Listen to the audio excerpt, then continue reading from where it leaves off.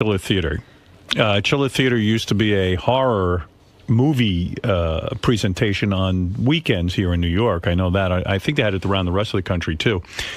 So they had a horror convention. A lot of different celebrities were there. I haven't heard all of these. I heard one or two, but they're kind of interesting. Richard and JD first get a hold of Billy West. For those of you who are fans of Billy who used to work on our show, Billy explains why he left the show, and he explains who he hates on the show. Billy, very, very candid in this. So what happened with you and Howard? Why did you leave the show? Because I asked for a raise, and nobody would return my calls. Who did you ask? Well, my solicitor was talking to the station, and they didn't want to know from it, so I just got up and left. You know, I'm not a victim. I'm 55 years old. I had to go make a fucking living. Do you miss it? I did my bit for radio, you know what I mean? There's so much to do in the world. Yeah. So, like I said, I'm too old anyway. Do you listen to the show still? I can't because I don't have a Sirius radio. But after you left, did you not want to listen to the show after you left, or did you still listen? I never listened to radio. I only listened to Air America. When I was in radio, I didn't listen to radio. I never heard any of the shows I was in. I just, I began to work like crazy, and I had no time. Now, was there anybody at the Stern Show that you disliked? No, I'm full of love. I'm too mellow now. I said that I said some stuff about everybody on the show, which I did love everybody, but I didn't love Ralph so much. I think a lot of people agree with you. Well, I said something on my little commentary, and I said, yeah, this will make it on. Fuck it, Will, And so that was the end of that. So you and Ralph, what happened with you and Ralph that you didn't like him so much? Well, there's stuff I never understood. He got really aggressive with me one day, and I... No, I just want to make sure we're talking about Ralph Sorella, right? Well, is there another one? No. I don't know, Ralph Mouth, or... I want to make sure we're talking about the right Ralph. Let me think. It was a million years ago, turned left, and he started some crap with me out of the blue one day. And, I had nothing to do with him. I didn't give a fuck what he did or what happened to him or anything. I was just minding my own business. And I had a hair transplant done. And I wore this Yankees baseball cap, and he comes galloping in out of fucking nowhere one day into Gary's office, grabs my head and starts squeezing it like that. And I got up and I was like, what the fuck do you think you're doing? I'll knock you through that fucking wall. And he goes, yeah, you would too. You're a psycho. You're a fucking psycho. And I said, I was this close to punching him in the head with the business end of a fucking pen. Like that. And then he just galloped off. He said, well, your head shouldn't have been in the way. I never forgot that. I never had anybody do that to me in my life. Just come out of nowhere. I never understood it. I never will understand it, and I don't care to understand it. So you would never talk to him to try, to have him apologize to you, or? Why would I go out of my way to do that? Well, there it is. It's a very telling story, isn't it? There's a couple of obvious questions there, though. Obviously, did you know that he asked for a raise, Howard?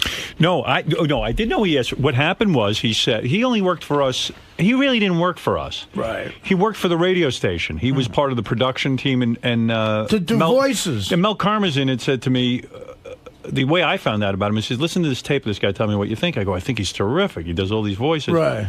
I said, if you're hiring him, I would love for him to appear on my show, too. Can you ask him if he would? So I guess part of his overall deal that he made with the station he was supposed to do production. He did all commercials, and he'd do funny voices on the commercials. Right. So I would have him sit in. So he came to me, and he said, I'd like to be a permanent member of your show. I go, I'm thrilled. That sounds great. I'm all for it. I'm going to say something to Tom. He goes, well, I'm negotiating with him now. I said, okay.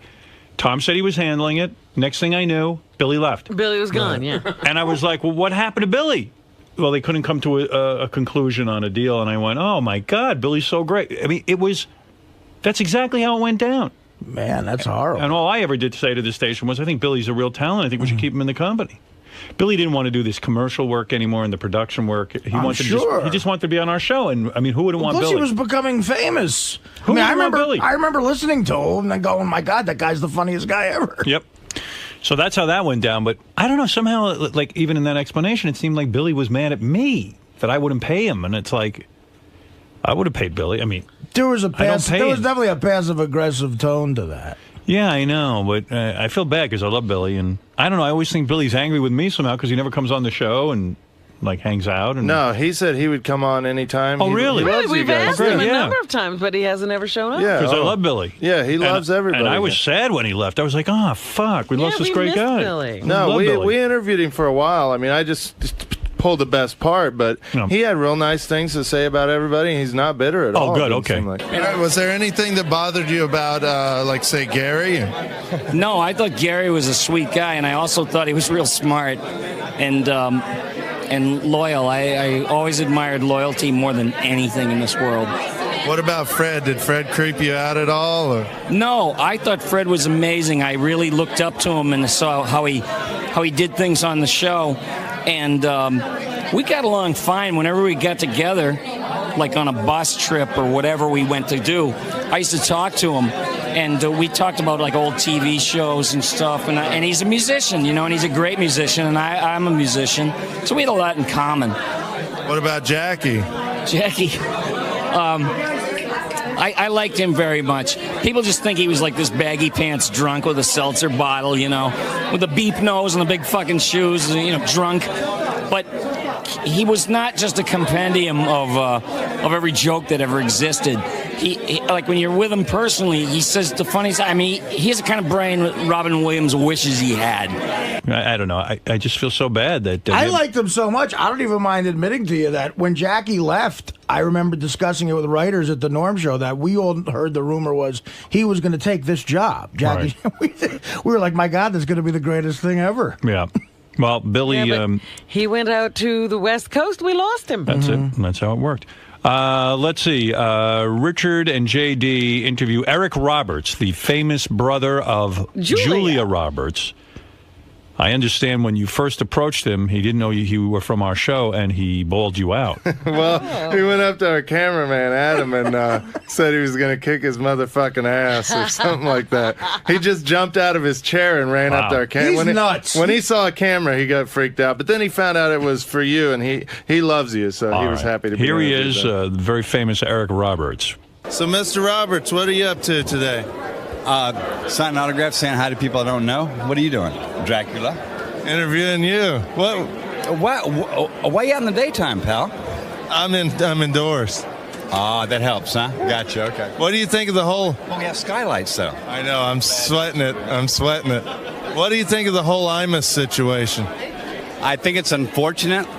I think I'm not an Imus fan. I'm a Howard fan, but I feel bad for him because he's always been paid to be outrageous, and he's being outrageous, and he had to say nappy-headed hose, and he's hung out to dry for it.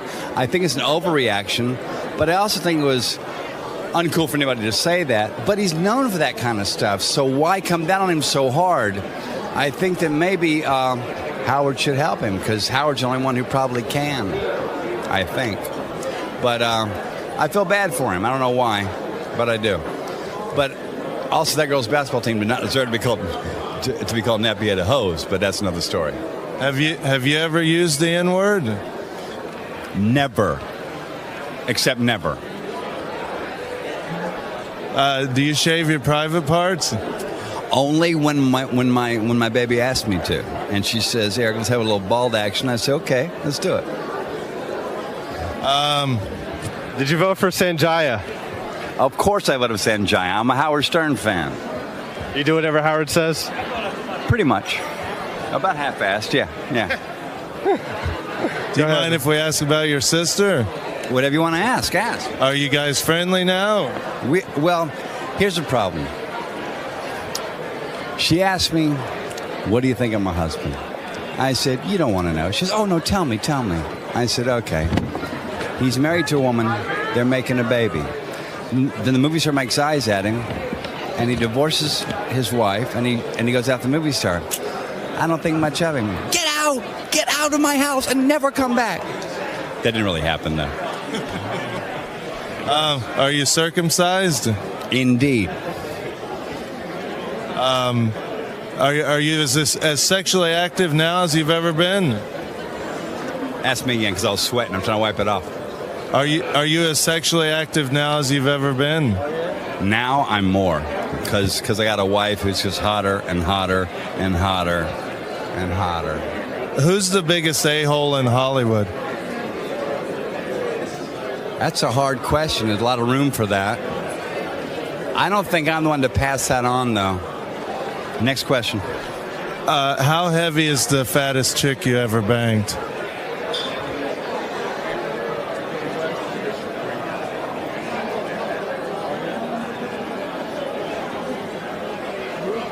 $165 back in 1983. That's not too bad. Was she short or tall? She was as big as I was, with a breast the size of a 5-pound coffee cans. Do you listen to Howard on Sirius Satellite Radio? Every single day that I'm in my car, because I have Sirius in my car, but I'm only in my car about 3 days a week, though, when he's on. I mean, he's on all day, but with the fresh shows, you know. Yeah. Who's your favorite porno star? Oh, it's that girl who got all the pornos back, who was a minor. What's her name? Tracy Lords. Tracy Lords was it for me. Is it for me? Even when she was... In fact, she's a friend of my wife's, too. What? Even when she was underage? I don't go for underage, but she was talented. She was talented. I agree. Yeah. Well, I think we're good. Thank you, Mr. Roberts. It was great talking to you. Robin, I miss you. I love you. I think about you. I fantasize about you. And I can't wait to see you. What would you do to Robin's titties? To her what? Her titties. That is so adolescent of you to call breast titties. Robin, I'd never do that to you. What would you do to her breasts? Make them happy. Make them stand up and applaud. Thank you, Mr. Roberts. Salute, Howard. I was quite shocked with Eric's story about what he said to Julia Roberts. But he said it didn't happen. It sounds like it did. I think it's hard to tell. I don't know. He said it never happened. I don't think Julia talks to him, so I don't think it actually Well, does. obviously he doesn't think much of her husband. Right. I Based mean, on that's what he's read. Right, exactly. I mean, you get at least that out of it, Yes. right? But let me ask you this. If Julia was talking to him, do you think he'd tell her that?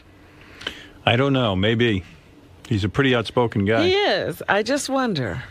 Maybe you try to keep the peace. You know, he doesn't have to live with the guy. There was a guy, 3 movies in his young career. He was like a young De Niro. You had The Pope of Greenwich Village, That Train. Runaway Train, Yeah. and Star 80. People thought he was like the next fucking thing. Richard and JD, I'm going to skip Mason Reese. Well, he's on Heroes now. He's making a comeback. Oh, Eric is he Roberts. really? Yeah, he's good. He's a good actor. Richard and JD interview a convention-goer. This guy's pretty funny. What's up? It's JD. We are here with a fan of the Chiller Theater Convention. What's your name? Stuart. Stuart. And what exactly did you come to see in specifics? Well, let's see. I came here for the experience, the convention experience. And I also came here to see some of the celebrities, like specifically Robert Beltran, Billy West, and Wally Wingert. Yeah. And how many of these conventions have you been to before? Oh, I've pretty much lost count. How old are you? 40. I'll be 45 in October. And when was the last time you got laid? Ha ha ha. Have you ever met a girl at one of these conventions or anything? As I said, I mainly go for the experience and interaction with the celebrities. Richard, do you have anything to ask him? Hopefully it's something intelligent. I have my doubts. You have gout? No, I said I'm starting to have my doubts that what I'm going to be asked is intelligent. What's your favorite TV show? Oh, Oh, that depends. Well, that varies. Like, for instance, when it comes to comedies, it has to be The Simpsons. What about sci-fi? Science fiction, the stuff that's currently on the air, it would have to be the Stargate franchise. How often do you masturbate? Ha ha. Well, I thought you were going to be asking intelligent questions, but I was mistaken. Do you live with your mom?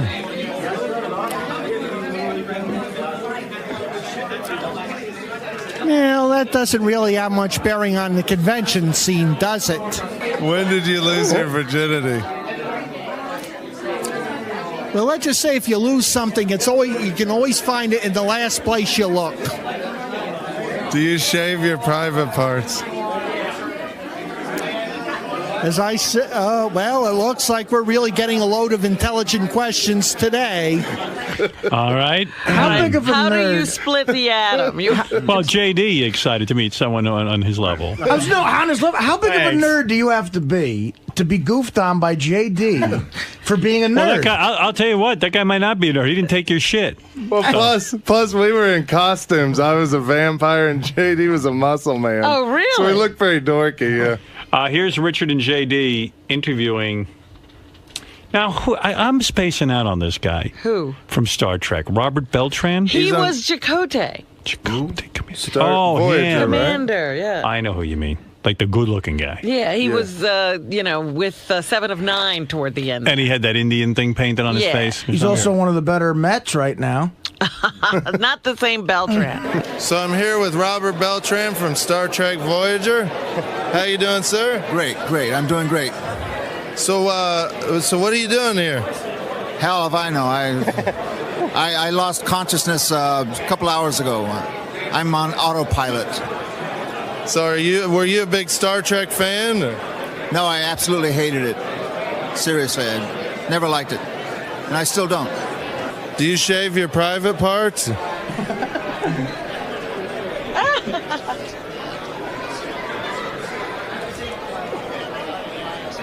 Why must you ask that? Do you like a girl to shave her private parts?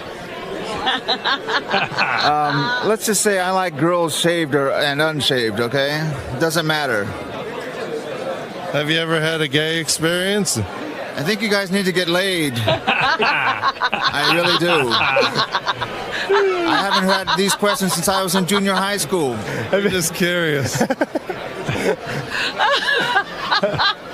Oh yeah, the people that come here, do you kind of laugh at them or? No, I don't laugh at them. What's to laugh at? Well, look at us. I mean, I'm taking you seriously, so why laugh at them? I got one. Have you ever gotten laid at one of these conventions?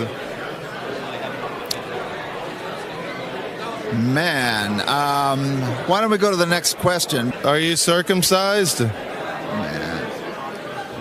You know what? I really am offended by these kind of questions. I mean, not really offended, but I just don't want to answer them because they're ridiculous. I'm circumcised, by the way. Good for you. Wow, that was a good interview. That was the funniest interview ever. Refresh my memory on this one. Who is Sybil Danning?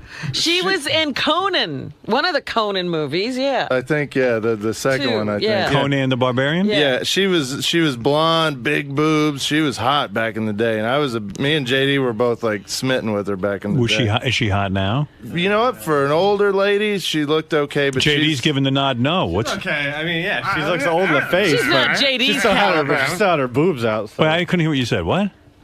She looked old in the face, but her boobs were still out, so they looked all right, from what I could tell. You wouldn't do her, huh?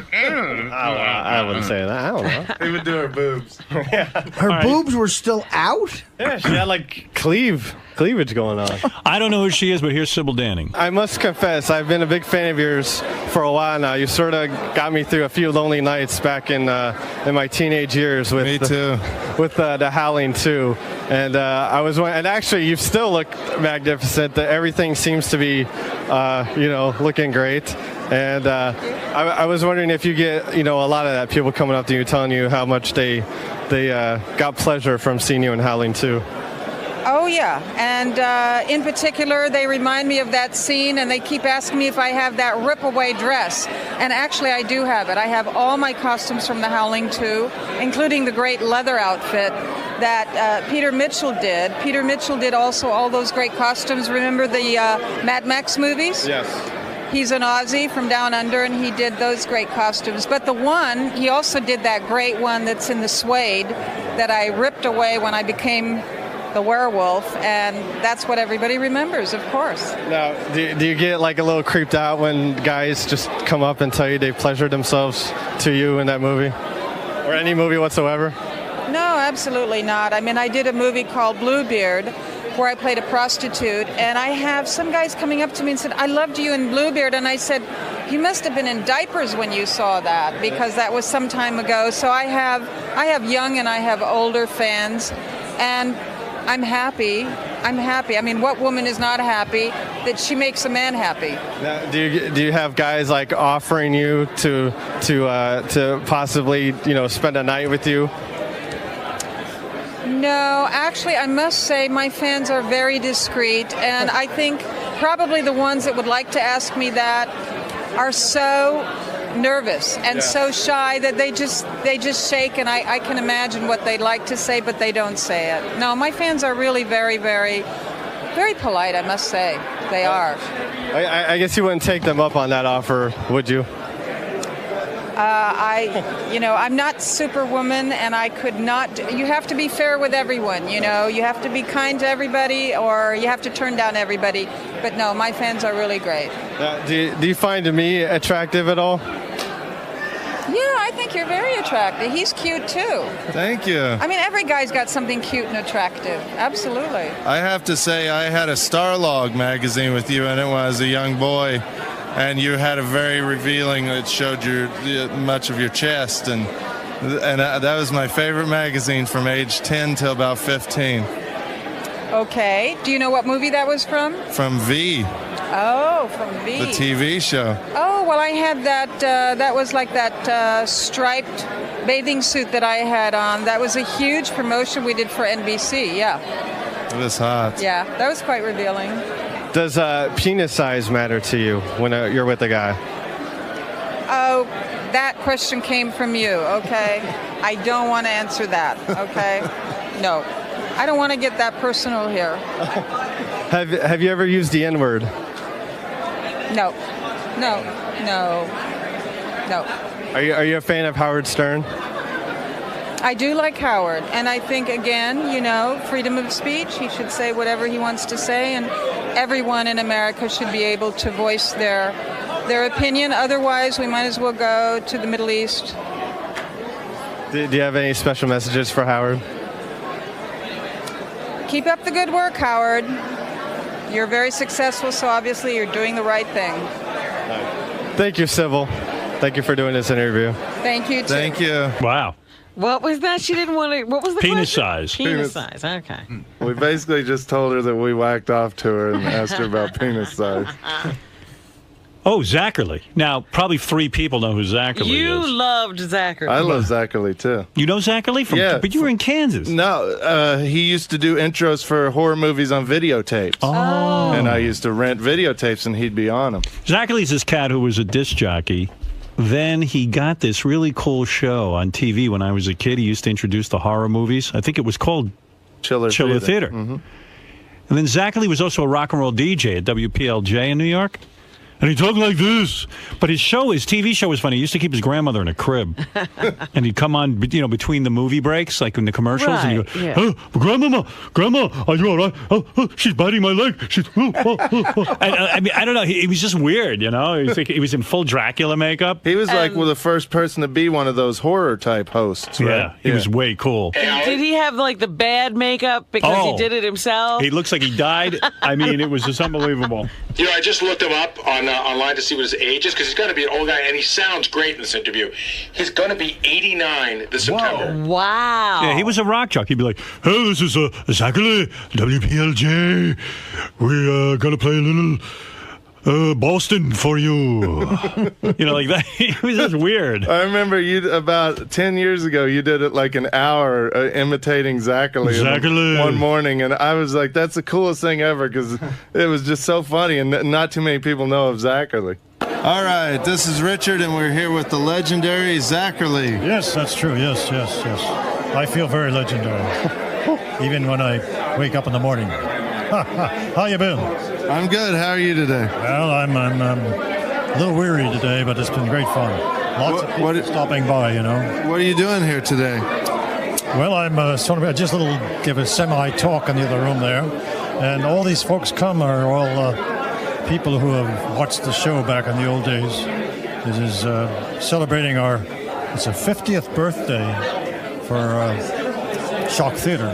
Oh, congratulations. Yeah, all the black and white films from the 30s, Dracula, Frankenstein, all that. And the Wolfman, don't forget the Wolfman. Now, you did a lot of work in radio also. You've worked with Howard Stern. Yes, and The Mummy, that's another film. And Howard Stern. Yes, old Howard. Where is he? How's he doing? He's doing good. He's on Sirius Satellite Radio now. Would you like to say something to him? Yes. Howard, how have you been? It's been a long while. I used to sit in his chair. He was on at KTU, right?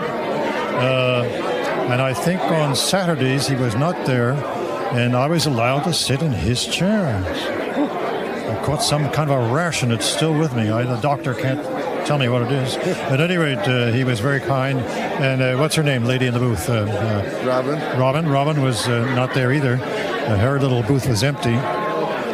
But I had a lot of fun, and he's a great guy. He, one time I can recall, and he will confirm this, when I was on WNEW-FM in the early days of FM radio, it was a free-form station in New York City, and I was on late at night, and I used to get phone calls from people on college radio stations, and he was one of them. That's so not true. He said that you called and asked him how to get on college radio. Never. How to get on radio. Not true. Now he's responsible for your career? I wonder if he's just senile or he's just like kind of maybe he just kind of is. He's making this up. I'm thinking of Howard Stern. Yeah. Zach, how do I get on radio? Zach. I said, well, Yeah, and everyone took my calls. Hey, Zach. Hello, Howard. I didn't know you'd be calling. I would have dropped dead to talk to Zachary. I was thinking he was like my hero. He might be making a joke too. I don't know. see. But I thought maybe it was true. No, not true. He says, Zach, how do I get on radio?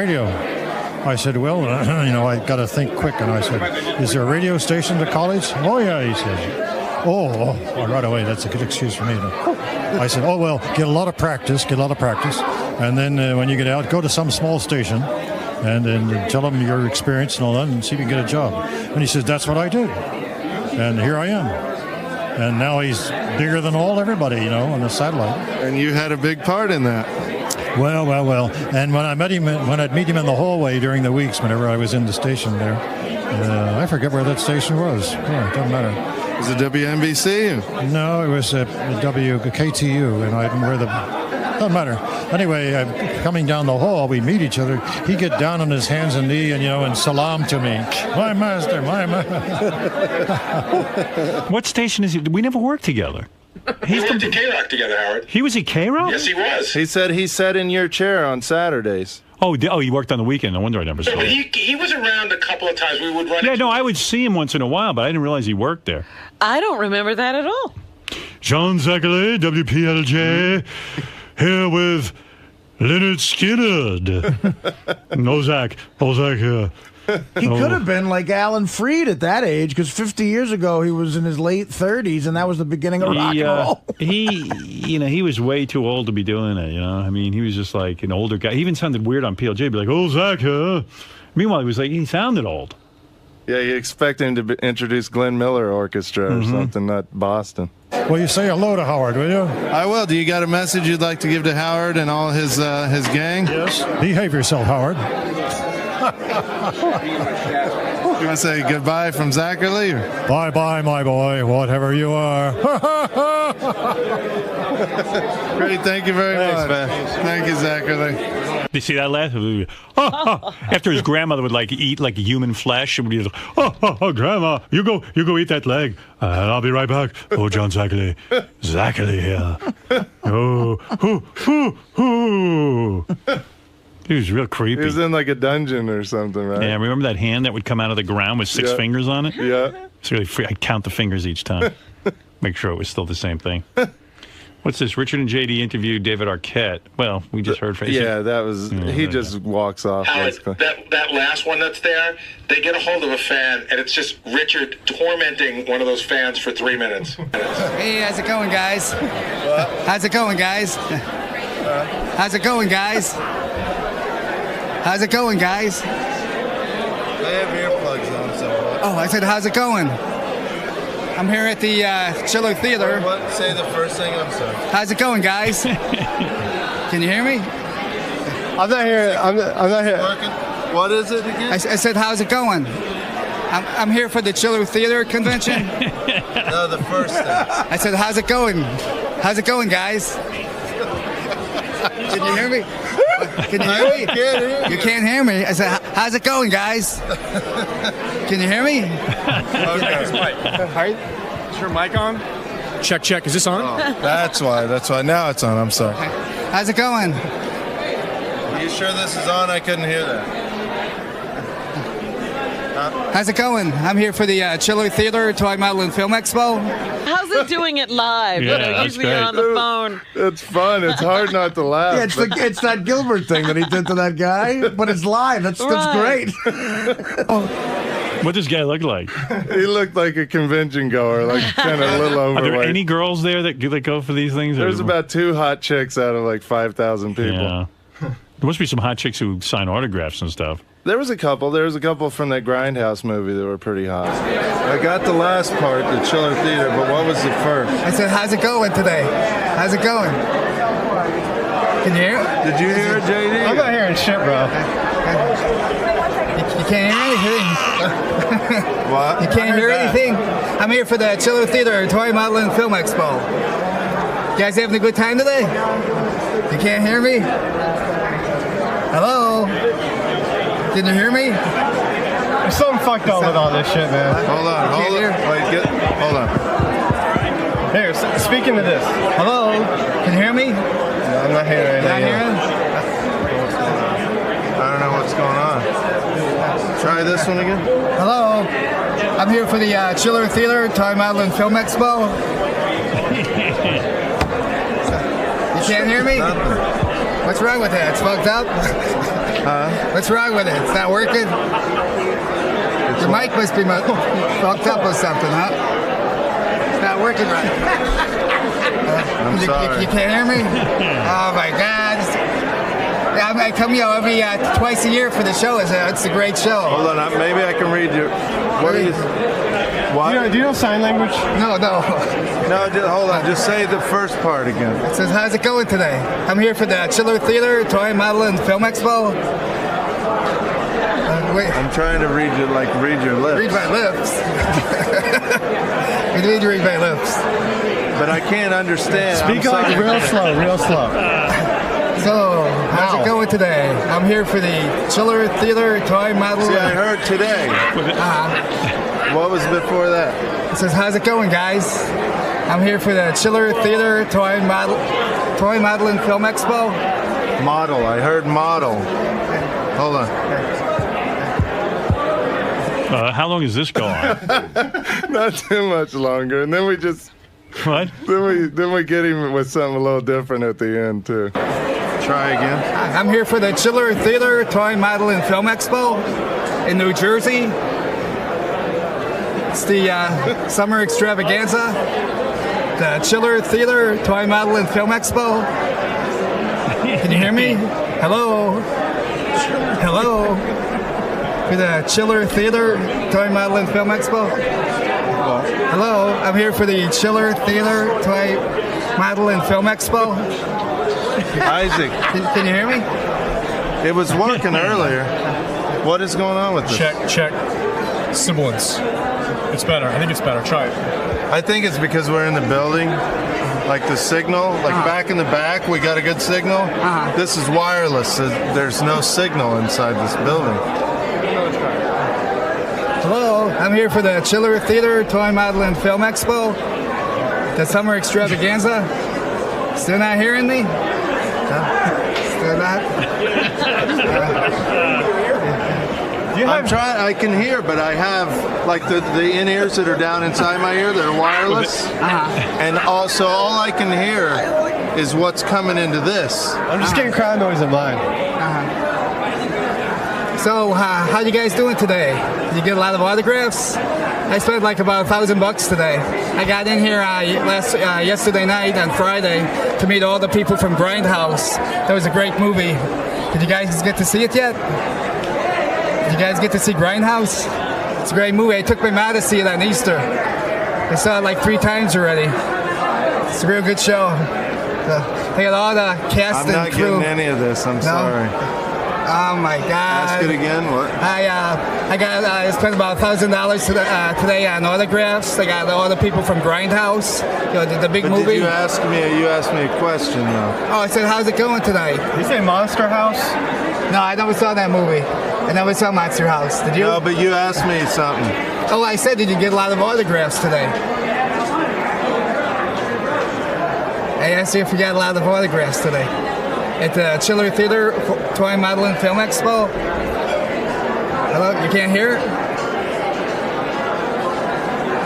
Hello? Hello? Can you hear me? Can you hear me now? Hello? Hello? Can you hear me now? All right, I'm sorry. But did you have a good time? Oh, it was a great time. I'm coming back for the party tonight. So there's going to be a lot of stuff, a lot of drinking, a lot of wild women. Good time. You come here to pick up women? I heard that. I take a lot of pictures and stuff. I'm a picture nut. I'm always taking pictures of people. Cool. It's my hobby. I'm on collecting autographs and autograph photos and stuff like that. A lot of movies, DVDs and stuff. That's my hobby. Cool. Oh, well, thank you. You're welcome. Thank you very much. Nice to meet you. Hope you have a great time here today. Thank you so much. Nice to see you. Thank you. Take care. Thank you, sir. Thank you. Thank you. I gotta say thank you. Okay, thank you. Hope you have a great time today. You too. Thank you. Okay, thank you. No, thank you. Thank you. Thank you. I can't thank you enough. Oh, thank you. Have a good time tonight. Okay, thank you. I see ya. Have a great time at the Chiller Theater show. Have a great time at the Chiller Theater show. I said have a great time at the Chiller Theater show. Have a great time at the Chiller Theater Toy Model and Film Expo.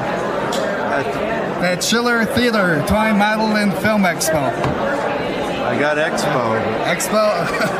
That's Chiller Theater Toy Model and Film Expo. Oh, thank you. Thank you. Thank you, and thank you No, too. thank you. No, thank you. No, thank you. Thank you. No, thank you. Okay, Thank you very much. Thank you.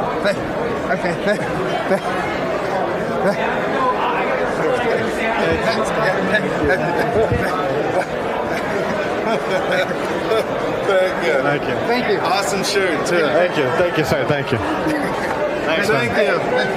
Thank you. Don't touch me. Thank you. Keep filming. Thank you. Thanks. Thank you. Thank you. Wait. Thank you. Thank you. No, thank you.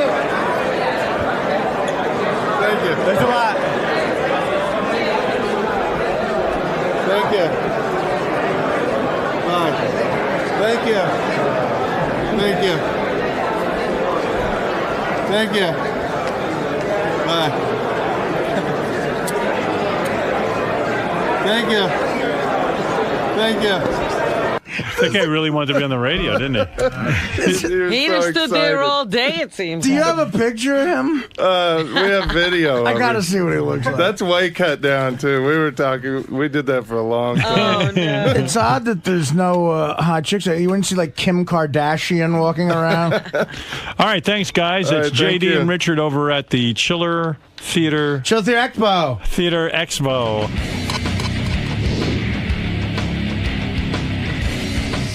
Hey, it's Richard Christy and JD Harmeyer. And we're here at the Chiller Theater Convention in New Jersey. It's a horror sci-fi convention.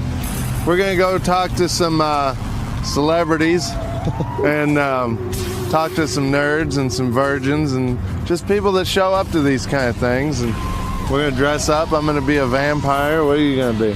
The big muscle guy. So we're going to dress up, have a little fun, and let's go to the car and get dressed, JD. Let's go. Put it on my vampire shirt. I'm sure Thanks. this thing will be My turn. stained. Am I tearing this tag off? I guess it goes on. I just leave my phone here, or what? In case we get separated. Richard, That looks so cheap. will you button me up? You don't even have a chest. Where's your chest? Isn't this it? Alright, so I got to pull my vampire makeup. What else do I have? Just a cape? Or? Cape, makeup. I think that's all I have, right?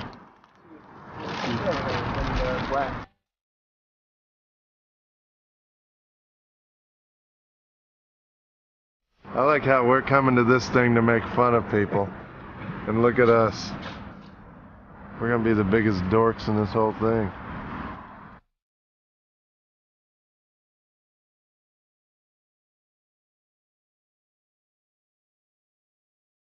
All right, we're all set. We're in our costumes. We're ready to go. Let's go.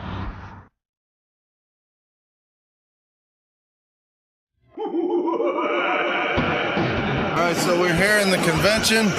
Looks to be a lot of B celebrities and nerds and virgins in the area. So we're gonna get, including the one standing next to me. I'm just a nerd. I'm just a nerd. He lost his virginity finally. But so we're gonna go talk to some people. What else are we gonna do, JD? Talk to people, look at people, see how funny people look, including us. All right, so let's go in and check it out, bro. Let's go. So do a lot of the people at these kind of things creep you out? Or? Actually, everybody here has been really nice and, you know, very polite, and I haven't met any freaks yet except for you. Now, don't take offense to this, but your haircut would be considered a mullet. Do you find that offensive? Words are words, but hey, it allows me to have short hair and long hair at the same time. And you know what? You see all these people with shaved heads these days? I figure the shaved head is the mullet of the OOs. Okay, we're here with, what's your name? Monica Staggs. And what are you known for? I am known for being Elena Frank in Quentin Tarantino's Death Proof. And I get killed by Kurt Russell. Oh, that's a spoiler. Who is like your dream woman, like celebrity dream woman? Real or fake? Uh-huh.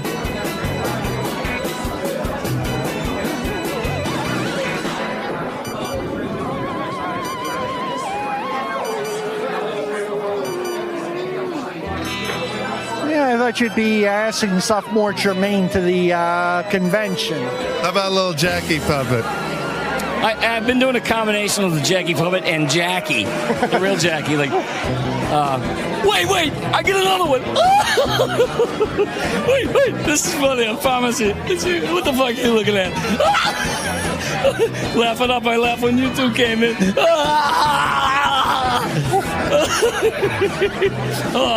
So what are you, just some bag of dumb remarks waiting to be made? Did you hear what I just fucking said? Hey, what do you call a prostitute in a refrigerator? Oh, fuck, I fucked the joke up. Wait, let me start over. Take two. What do you call a whore in a refrigerator? A prostitute. Oh, I'm gonna fucking die. I need some pot. Give me some fucking pot. Give me some pot!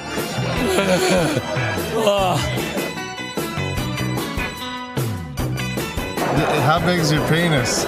Oh, as big as it has to be, and bigger than some. What do you think about this guy standing next to you? I think there's some issues in there. Like what? I don't know, well, for instance, you could choose to, take out a gym membership, eat high-protein food, work out a little bit, but instead you decide to go the cheap route, go to a costume shop, and get one of these. It's just a costume, bro. Are you guys circumcised? All right, we gotta go. Let's go. Come on. Sorry. Circumcised. We'll see you Monday. Yeah. Was John Lennon kinky at all, or? Kinky? Listen, can I ask you that question? I'm very kinky. He's very kinky. Are you? Well, I don't think I want to answer that one. God, not interested. There's Zachary. So you're a fan of Howard, apparently. Big fan of Howard. I didn't know about Howard in Arkansas because obviously we didn't get Howard Stern growing up in Arkansas. So it was like brand new to me when I moved to LA, and I fell in love instantly, and I got serious in both my cars before it even came out. So yeah, I'm a huge Howard Stern fan. I really love him. Who are you wanting to see the most, Richard? Fuck yourself. You're a dick, you know that? Why don't you have another beer? I don't think you've had enough beers yet, you know? It's the best idea I heard all day. Who's the most famous chick you banged? The famous what? Who's the most famous celebrity chick you banged? You got an hour? No, I'm not kidding you. I don't know. I would never kiss and tell. I might screw and tell, but I won't kiss and tell. No, I don't know. Actually, I don't know. What about fattest? No, no fat. No. Fatties? No fatties. Do you find me attractive at all? Do I find you attractive? Yeah, I think you're kind of cute. Sweet. Yeah. That's all I had to know. I think you're cuter than him. Ah! Hey. Bend over, JD. Him. Yeah, I'll spank him. You got to bend over more than that. All right, that's enough. Jesus. Oh, come on. I was just getting going. I was just getting warmed up. Well, he can get spanked. It's funnier when you get spanked. Well, no, it didn't. I'll give you $5 if you jump as high as you can. $5 if I jump as high as I can.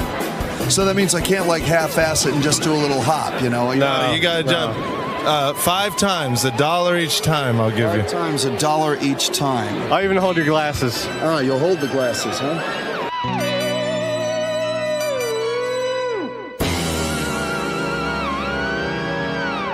Can I have my $5 back? You didn't jump very high. Yeah, I think I could have jumped higher than that. All right, show me. Show me, buddy. Here, you guys do it next to each other. Let's have a jumping contest. All right, ready? 1, 2, 3, go. See, he's holding me down, the fuck. Cheater. Did he ever try anal with you? I don't think that's something that you ask a lady. I'm sorry. I mean, did John Lennon try? John Lennon didn't try. You still wouldn't ask that of me either, would you? I'm not going to answer that one. So what's your name? Lisa. And normally, like, there's a lot of nerds and a lot of dorks here and guys, and, like this guy right here. Oh, you're one of them too, asshole. Yeah, look who's talking. Look at you. You're dressed up as Dracula. Yeah, shut up. But most of this convention is, young, kind of dorky guys. What's an attractive young lady like you doing here? I'm just here hanging out, drinking, checking everything out, checking you guys out. I said, have you ever run into a smelly vagina? Well, I might have, but I wasn't aware of it at that time, but yes. I have no idea, maybe. I'm an athlete, so that could have happened. So we've interviewed a few people, talked to some people. Christy Swanson. Drank a few beers. Yes, I can smell it. Don't.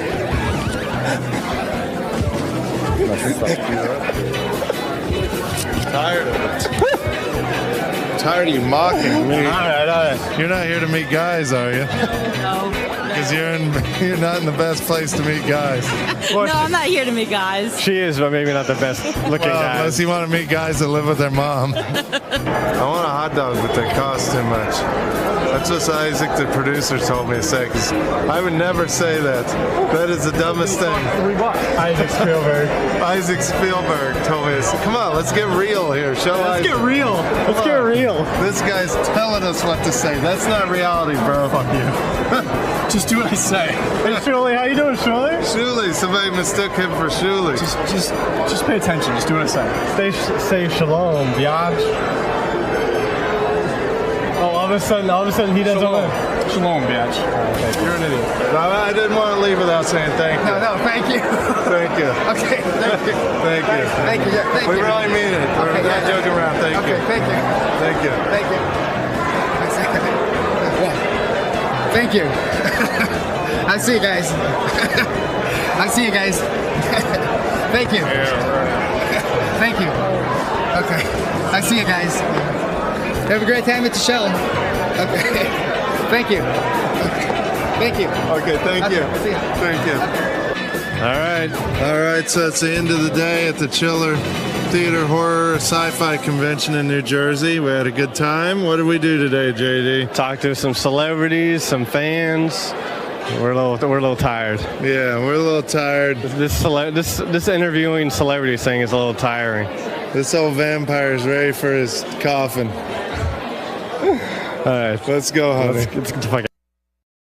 Famous stand-up comedian, ex-intern of Howard Stern show, coming back to say hi to the gang, see if Gary will admit that he was wrong about telling me that I wouldn't make it as a stand-up comedian, and here to see everybody again and say hi to the crew. That's Mitch Fatel. He used to be my intern. Always told us he was going to be a comedian.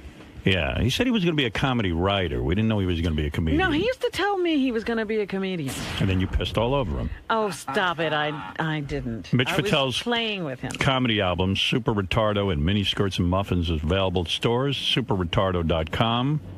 Hey, there's Mitch. His hair is shorter. It looks like Mitch. Hey, Mitch.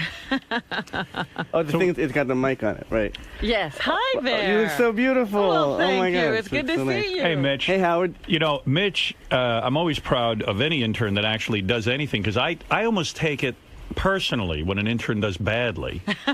You know, because people go, oh, they used to be an intern. Yeah, right? Yeah, they And when- interned on the Howard Stern show. Look at him. And when my interns do well, makes it seem like almost like I'm legitimate in a way. I launched careers or you can pick not talent. only did you launch careers, but you made it okay. At least I heard you first when I was 15. Right. And you became my hero.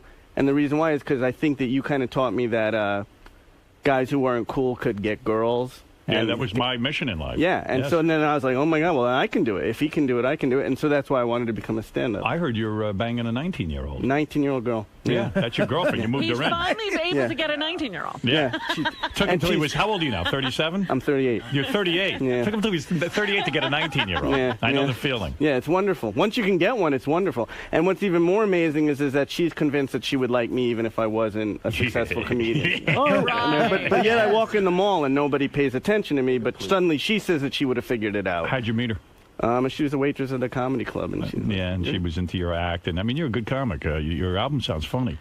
You, Thank you, man. now that means a lot to me. Does Well, it? we've been Good. following, your first Lettermans and all Yeah. that. We were really proud. Yeah, but I thought you were said mad saw at the my show. No, I wasn't mad at the show. What I was is they had asked me to come back, and I said I wanted to come back when I had become successful because I wanted to say that I did it. Do you think it's right that you came on now? Do you feel successful enough that you're here, or should you have waited a little more? What, is this the right timing or what? Yeah. No, I felt Actually, right. Mitch is on the Tonight Show all the time. This was weird. Last night I said, oh, Mitch is coming on. I'm going to look him up on Google. And I Right. Googled you, and then I went to your website. Right. And on your website is the clip of you on Jay Leno doing a report from the Grammys, similar to what you used to do, what Stuttering John did for us Yeah, and what we did yeah. on the show. And I still hold it against Leno that he will not admit that he's got Stuttering John, the announcer. Mitch then comes out and does the Grammys red carpet and asks goofy questions of celebrities. Right. And the guy, nothing to do with your show. And last night, him and Kev were trying to figure out if Sal should go to Kev's party. Yeah, exactly. So. I mean, it does. And like Beth, my girlfriend, tried to calm me down. She goes, "Isn't that a compliment to you that all these guys are using your stuff?" And I go, "No, for some reason I don't feel generous." You're not complimented. I wouldn't mind if Jay Leno in an interview said, Howard Stern made these things possible, and I'm trying to do them on my own. Didn't Dave Letterman admit to you that he started using his mom because you talked to your mom? he admitted that. and I can live with. I somehow need the recognition. I don't know why. I can't imagine one of my fans watching the Tonight Show and seeing you do your Grammys thing and seeing John do the announcing and then doesn't get kind of ticked off. Well, that's the first time I ever did a red carpet thing for him. Yeah, it was funny, I used too. to go out to thanks man. I used to go to the Country Music Awards and stuff like that and talk to Willie Nelson and stuff like that in his bus and stuff. So, but I feel like Jay talks down to you though. When I watched the clip, like you did a really good piece. My girlfriend actually said that too. My girlfriend's like, he's kind of mean to you when you come out. Like he's better than shouldn't you. say that. Though. He's in the middle of I know, but he's in the middle of ripping me off. And he's even using my ex-intern in a bit. Yeah. And I sit there and I go, he doesn't know I was an intern. I know that. And the thing is that, like he looks at Mitch And Mitch is a lot shorter than Jay, and he kind of looks at him and goes, "Oh, you look like your clothes are funny." I mean, whose clothes are funnier than Jay Leno? You ever see him riding around on his motorcycle with that shirt that's all tight? Right, it looks like Halloween. Yeah, and his tits and his belly are hanging over the belt. I mean, in the big jaw. But he's Where'd looking you get your costume? He's looking at Mitch like he's a maggot. Meanwhile, Mitch just put together a brilliant piece for him that was really funny. Working hard for him. Yeah, it's weird. Well, yeah, and I appreciate the work. Good. You can't say that. I know. Jay's been very good to me. I was coached to say that. Jay's been very good to me. You left our show. Yeah. You did one of the most brilliant things I think any intern has ever done. And normally I'd be pissed about it, but it was so brilliant. When Mitch would get really angry, and most of your anger was Fred.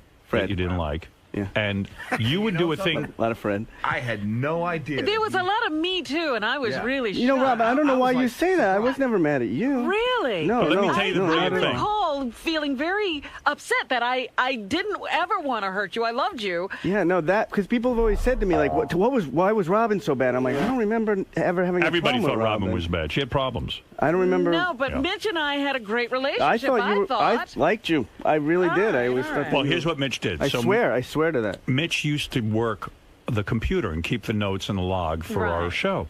Right. My job was I'd have to put in what was happening every hour. Right. When Mitch would get mad, he would do something called a time bomb. No one ever thought to do this. He would look ahead 5 years, and he'd write, Fred is an asshole. I mean, you would write things about, like you would write, Fred. I'm trying to remember what it was. Like you would say, I don't know what the hell you said. I think one of them was like, I hope Fred chokes on a horse's dick and dies. I hope Fred's dead by now. Right. So 5 years. It didn't happen, Mitch. But I'm sorry. Now I'll tell you why I was upset. I realized it, and it's like, and now that I've gotten a little older, I realized that I was the lowest on the totem pole, and everybody else's job was to shit on the intern at that point. Because now I do it to people. Well, that who was are, part of the resume, wasn't it? Yeah, and now Fred is rough on the intern. Well, I've gotten better. I really. I don't know why you used to shit on the intern. You know something? I don't either, but that's 20 years ago, and I'm hoping that I've changed since then. I even had to go to Fred. I think it was over you. And It was about somebody totally different. Yeah, Fred was doing something. But it's like, on one hand, I felt like he deserved it. I probably acted badly with him. But Mitch, I always liked Mitch. Well, no, actually, I did like Fred. But I guess I wasn't goofing. I think the reason why I think the time bombs happened, and I'm sure you can relate to this. The time bombs happened because, of course, as an intern, I wanted it to be more than just clean your potatoes. So I used to try Mitch used to clean my potatoes. Right. And I always did a good job on that. I prided myself on that. You were one of the best. I remember you used to say nice potatoes, and my whole day would be made. Nice potatoes today, Mitch. And now I'd you're be banging 19-year-olds. Yeah, Look at that. And my dad would be like, I heard your potatoes were good today. That was my one job, so I wanted to do it good. So the thing that happened with Fred, just that I thought I would clear up, was when we had Milton Berle on, and Milton Berle was a big guest for us at the time. He was a we didn't get a lot of huge guests. Right. And Milton Berle was one of our huge guests, and he went on this whole thing about how you're changing radio. Right. He made this whole statement, you're wonderful, you're changing the world. So I actually, on my own, to try to be an adult, went to Scott and said, let's take that clip and we can open the show with it. Good. So I went to Fred with the cart, all proud of myself. I cleaned your potatoes, and then I took my cart and I went to Fred and listen to that. Go fucking put that in. Fred puts it in and just stares at me while it's playing, and it ends, and you were talking about condescending. Fred just goes, yeah. And I go, don't you think that's kind of good? He goes, what's good? I don't understand. What do you want me to do with this? I go, he's busting your balls. That's not cool. That's not cool. It gets really good. It gets really good. It gets really good. If I did that, no, we're so not even close to the end. Right. So I think this is called settling the score. Go ahead, This Gnome. has been on my mind for 20 years. Fred, and I got to tell you, Fred. Get to the ass rape. Okay. Right. So anyway, Fred, and now to make it even worse, he keeps going, why are you having me listen to this? I go, well, don't you think that would be kind of fun to open the show with? Why? Why do you think? And he's just torturing me. I go, well, I don't know. It's kind of Milton Berle talking about Howard. Yeah, okay, well, I don't get it. Why do you think this is good? And he just kept torturing. I go, so all of a sudden I'm beaten, and I'm like, it sucks. I suck. I'm a fucking idiot. I've got to put this away, and I'm going to try to get it. But it gets even better. Go ahead. So that's it. So we put it away, and it's done. Right. And months go by, and we're cleaning out the office one day. Right. This is the moment I remember for the rest of my life. We're cleaning out the office, and we have tons of carts and drawers. And we're pulling them out, and we're playing them and seeing what they are, just finding. And all of a sudden, we put in this cart that's not even labeled, and it's Milton Berle talking about Howard. Right. And you go, Jesus, that's brilliant. What is that? Why don't we open the show with that? Fred? And Fred goes, yeah, that is brilliant. I don't know whatever happened. Well, I don't even know where that's from. Oh my and I'm God. sitting there, He's and like I'm going Paulie like, Walnuts. Yeah. Yeah, right. And that's the moment I go, I'm going to go in and I'm going to set time bombs because I was like, I had to let it out You somehow. didn't know where to put it. Wow, that's a bitter intern. And Fred actually said, like, yeah, I remember putting that together. I remember that. I don't know whatever happened to that. You want to know something? I don't have a good memory about a lot of stuff, but that's bullshit. No, and you it's know not. it. Oh, now you're lying. Why don't Well, you and Jay Leno go Fred, choke on a I horse's gotta tell you dick? something, Fred. I've seen you in action with interns, and even when I was- Gary was first one of the- interviewed, you do torture no, people. No, that's true. And But really, I would never do that. And plus, you took good material and you didn't play it. No, I would never. And then from that day on, we always open the show with the Milton Berle clip. Absolutely, I remember that clip. I think the 20 years has made this story a little bit better. You bet. What is it, Bubba? I think he used to get mad at me because he used to goof on his laugh and the way he spoke. The first part of that story sounds totally believable, but again, second part. knowing Fred, that's Fred's way of joking with you. I would have thought that the story would have ended where Fred would have eventually used it. Because Fred used to... But think about how much time that wastes. I mean, really, Fred has too much time on his hands to sit there and goof on an intern. But Fred like, didn't used to go home who's and using, stuff. I know, he used to stay at the office. It was so important to me. I cared so and much you're about what using he your thought. initiative. Let's encourage that, And then Fred. after that, I just was like, I'm just going to be a potato boy the rest of my life. You never tried again? I gave up. I just started writing time bombs. Somehow you overachieved. Well, the reason you hated Gary, I remember the I reason. never hated Gary. Well, Gary's your Yubi, the guy who See, told I me think I'd what never Gary be a did was a success. lot worse than what I did. No, you That's tortured. okay. Like you took an insect and pulled his leg you know, off. I did do that. I don't know why you and would know want to something? use I it. apologize for Thank that. you, I really Fred. did. That's all I ever wanted for 20 years. Now How many I'm more happy. time bombs are there going to be, by the way? How many did you I'm say? sure, I'm sure, like, there's anthrax coming in an envelope. Have the Robin time bombs hit yet? No, Have no they Robin come? ones. But Baba Booey, you did leave a few Baba Booey time bombs about Gary. What did you do wrong, Gary? You know, we used to mess around with each other all the time. We would break each other's He balls. says, So mess I around, didn't break balls. It was he breaking my balls. I No, didn't no, break and his you would balls. break my balls too. We was a kid. How did I break your balls? I was not much older You were than my you. boss. That's the funny thing. That's true. So what happened was I don't think he ever said that he wanted to do stand-up comedy. I think that he always wanted to be a writer. I don't No. remember Mitch ever saying, I want to be a stand-up. So I wanted one to do day, stand-up since I was 5. So one day while we're in the office, he goes, I want to be a stand-up comedian. And I go, you? And he goes, yeah. And I go, tell me a joke. Now, in my mind, it doesn't matter. I'm auditioning for Gary in the fucking front office. It doesn't matter what the joke is, whether the joke's funny or not is insignificant. I'm going to goof on it because that's what we do. awkward. Let's go to the phones, Mitch. So and he see tells- what your score is. He tells me a joke. American Idol. He tells me a joke, which I don't remember, and it may or may not have been funny. And I kept a deadpan face, and I go, "Don't quit your day job," because we would always. I didn't even have a day job. I was an intern. I wasn't even getting paid. But I found out later, I guess Mitch really held that against me. And when we were working on your movie, Howard, right? I guess Ilan Gold, the comedian who was a good friend of Mitch's, did some work in the movie. And we sat down for lunch one day, and he was just telling me how the significance of your anger towards me. And he was telling me that he even said to you that you've got to get over it. And Mitch left. I thought Mitch was one of my best buddies. There's a guy in every performer's life who told him he'll never make it. Right. I know my guy. I put him in the movie. He was an Israeli general manager radio station. Told me I had a horrible voice, a horrible delivery, and that I'd never be any good on the air. And it only inspired me more. But it was devastating at the time. Devastating. You're his Israeli general manager. But here's the thing that bums me out. Jew. Here's the thing that bums me out about it. Kike boy. I didn't evaluate his comedy and tell him that he really sucked. I was busting his balls. Yeah, but people don't know that all the time, You're especially cute. kids. Yeah, who are in you're a college. kid. Can I tell you what a kid Mitch You're was? so young. You're so young. You're 19, vulnerable. and you're just everything that someone says to you means so much more. Can I tell you what a kid Mitch was? Oh, here's one. Here's a time bomb. I hope Fred dies. Well, now I'm going to change all those time bombs because I got it out, and I love Fred now. So we get told by K-Rock that we have the opportunity to go out to Comic Relief. Yeah. We can send some people out. So we decide that was my big thing you were bringing me. we're going to send Mitch, and I'm going to go with him. I'm going to chaperone Mitch. Right. And it's like a real low budget trip. Like Mitch and I are in the back of the plane, and Mitch and I have to share a bedroom, right? Yeah. So the whole way out there, I said to Mitch, he's going to be in the green room asking celebrity questions. So I say to Mitch, you don't have to wear a suit or anything, but you probably have to dress a little bit nicer. You can't wear jeans and a T-shirt just because we don't want to stand out in this room. Right. So we get on the plane, and Mitch goes, listen, I went shopping with my mother. I got pants. All I have to do is safety pin my pants up because I didn't hem them.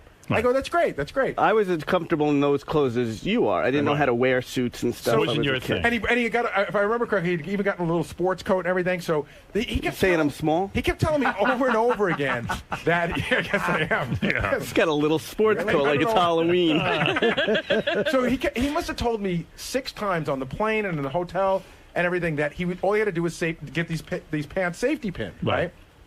We go to the hotel room. I go to the bathroom. When I come out, Mitch is standing on the bed with the pants, holding the safety pins for me to pin him up.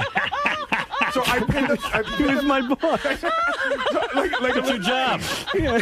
You're his boss. Go. You make me look good. So we go to Comic Relief. And then he serviced me. My penis was out at the time, too. We go to Comic Relief. And again, smacked him in the head with it. Mitch and I were talking about this yesterday. Nobody in L.A. knows who Howard Stern is. Nobody knows the Howard Stern caliber question, so to speak. Right. So it's about a month after. I mean, the ones that Jay Leno now uses? Yeah, no. The Howard Stern caliber questions are the ones that Jay would never use, that are so edgy. Right.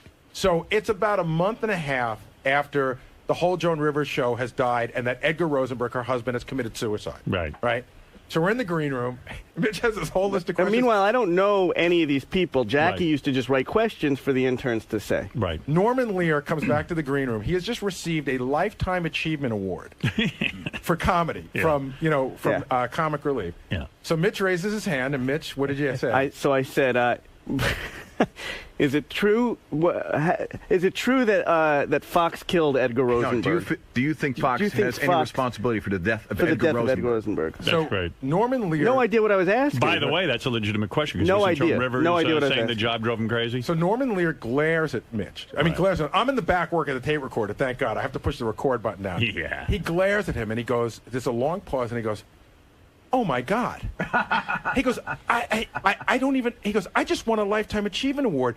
I don't even understand that question." Wow. And like he wouldn't let it go. He kept going, "Oh my God, oh my God." So finally, somebody asked him another question, and he starts answering. He goes, "I got to stop. I got to tell you, I don't get your question." And Mitch is like shuffling through papers. Mitch did a lot of good stuff. Mitch was the guy who did the whole homeless makeover on our video. Remember that? Yeah. He did a lot of good stuff. So Mitch was asking John questions before John. Oh, yeah, definitely. So what happened? I heard your particular intern story was that you were our intern and then you wrecked your car and your dad said, "Look, you're getting the hell out of that job. Those people are taking advantage of you. They're not paying you, and I'm not paying to fix your car unless you leave," which was good, probably. It got you out the door. I think even you said, I wouldn't let my son work on a show like that for free. I think that's what it was. And you were upset that you had to leave, and you even went and called your friend at NYU named Stuttering John. Well, there was a guy at the...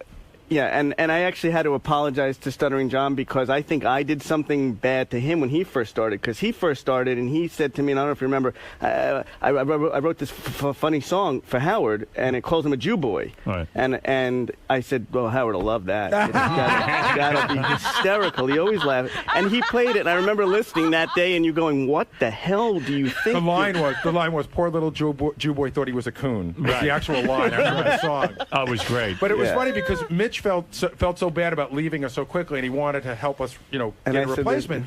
And Mitch was all weird about the stuttering part. He's like, "Listen, the guy stutters, but it really won't affect his job at all. He's a good guy." I walk by and I go, my ears perked up. I go, "You said there's a guy who stutters?" I go, "No need to interview him. He's hired. That's it." Right. John's still offended by that. By the way, that you said hire him before I ever met him. Just Absolutely. Based on the stutter. That's the truth.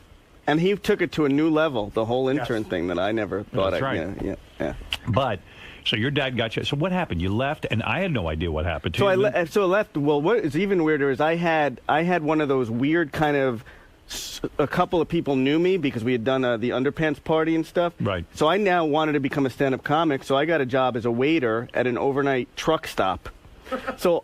Every now and then, like in the movie The Accused, people would come in and be like, "You're the guy from Howard Stern." And I would just deny it because it would look so bad that I was just working for you. And then I was taking people's orders at a truck stop. So this guy would come in every week and harass me. "I know you're the guy. I know you're the guy."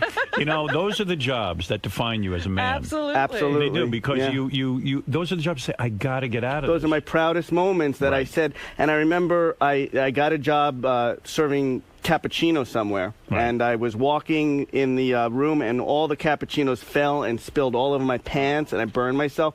And I went home, and I said, what am I doing? I'm a waiter now. And I kept thinking of Gary, keep your day job, keep your day job. Yeah, now look at your day job. And then I just said, I wanted to be a stand-up since I was a kid, and I know I was good at it. And I went to a stand-up comedy club, and I just started, and it just escalated. You quietly went out there every night. Some nights you bomb, some nights you do well. Absolutely. And Gary was like, why don't you come on the show? And I said, I just want to do it on my own and know that I made it, and then come back to Howard as a success. See, we always got a weird vibe that you didn't like us, and I realize now Mitch was he wanted to make it so he would deny that he was part of the show. Even if, like, some people use the show to get spots at a club. Right. Mitch would never do that. I never wanted that. Yeah, I wanted to do it on my own because I felt like I wanted to know I was funny on my own, and then I said, and then hopefully. Do me a favor. And by the way, you watched me on the Letterman show the first time, and you complimented me, and I remember just this feeling that I had arrived. Yeah, no, it was a wonderful feeling. Good. You're doing great. And for old time's sake, do me a favor. Go out and wash me a potato. Yeah, get it right. I got you two big ones. And then put a time bomb in the beautiful bread. You know what you want to do? And by the way, Stuttering John was never as good as you at washing potatoes. You were good at it. I know. I tried to teach him. You try to teach these kids, they don't care. They don't give a shit. You wanted to talk to him about, we found him when he was an intern on the Brenner show.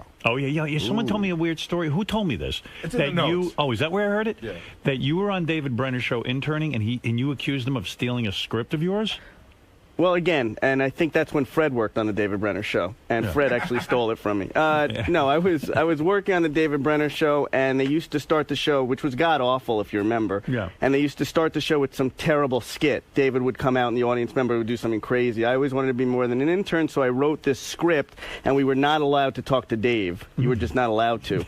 And so maybe that's a good thing. One day, I actually hid under the seats of the show. I hid there like a terrorist, just like a caveman, and just like ate under there for like a day or whatever. Really? Yeah, with the script, because you weren't allowed. And I knocked, and all of a sudden it got really quiet, and I was shaking, and I knocked on Dave's door, and he opened the door, and I said, "You don't know me? I'm an intern. Can you just read this? It's a script I wrote, and if you could just give me credit if you use it, I would really appreciate that, because I wasn't part of any union or anything." Yeah, you just want to get your stuff on the air. Yeah, sure, I'll look at it. Yeah. And he looks at it, and 2 days go by, and I walk in the studio, and that skit is the skit of the day, and another writer's name is on top of it. Wow. And that they couldn't use the skit if I had written it, because I wasn't part of a union or anything. Wow. And that's, why don't you time bomb him? What are you doing? They never I'm let doing him it use now. a computer. Wow. and it ran, and I remember sitting at home that day, and I was, washing your potatoes or something, and I was watching it on TV, my skit. And I just thought, and I remember always thinking, like, what a shitty thing to do to a kid. And now looking back, I think it's so bad, because it took so much guts to just sit there and knock on his door, and then that was it. So the skit to the 19-year-old you're banging now. Let's fast forward to the real One of skit. these days we have to have him confront David Letterman, or not David Letterman, David Brenner with that story. I'd rather we confront David Letterman. Well, I don't think much will come of it. I think David Brenner's actually working at that truck stop I used to work at. Could be. Funny how things change, isn't it? Well, Mitch's comedy album, Super Retardo. Super Retardo. Is that supposed to be your Super Retardo? Yeah. You're not retardo. People ask me that a lot. If I'm retarded. Do you feel like you're retarded? Oh, they do? Why? Yeah. Sort of maybe because of the delivery. Yeah. I don't hear that. I don't either, but, sometimes you get a weird... Yeah, I've had people come up and be like, I think that's so great that you're doing so much as a retarded person. Are you so successful now as a stand-up? Like, I don't know what level you're at. Where do you live? Are you making a lot of money? I make a decent amount of money. You're able to live full-time off comedy? Oh, yeah. I've been living full-time off comedy for about 10 years now. Yeah. And do you tour the country? Tour the country. Like colleges? Yeah. I mean, you're pretty well known now. Pretty well known. I would say CDs are selling really, really well. Wow. And where do you live now? I live in Hoboken. We bought a place in Hoboken. So you own your own house? Yeah, I own a house. When you say we, you bought it, right? Well, I bought it, and my girlfriend pays me food money. Does she really? She actually has to chip in? I figured I had to give her... there's no reason for her to work if she doesn't, and then she sits and watches E! Entertainment all day. Yeah, and eats chicken fingers. Is she going to get a job, or is she just going to be your girlfriend? I think she's going to be my girlfriend. I think it works out pretty good, yeah. You got married this broad? She's 19. That's about right. The thing that's so perfect for me is I'm only 5'5", and she's tiny. She's still growing. She's like 5. She might outgrow you, yeah. That's right.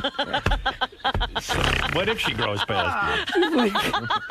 she's like 5 feet, which makes me feel like a man. You know, she's got a very, very small vagina, and because she's a very small girl. Teeth. Yeah, and so and makes you feel Have you powerful. found big vaginas that you've rattled yeah, around in? yeah. You went out with a short girl, she was almost half vagina. Yeah. What do you? Well, you said that you wanted to date Beth because she was tall, so I like the height. Yeah. So for me, as a smaller guy, whenever I go with a girl my own size, I always feel like a wimp when I'm walking. But with my girlfriend now, I feel so manly. Would you ever date a midget?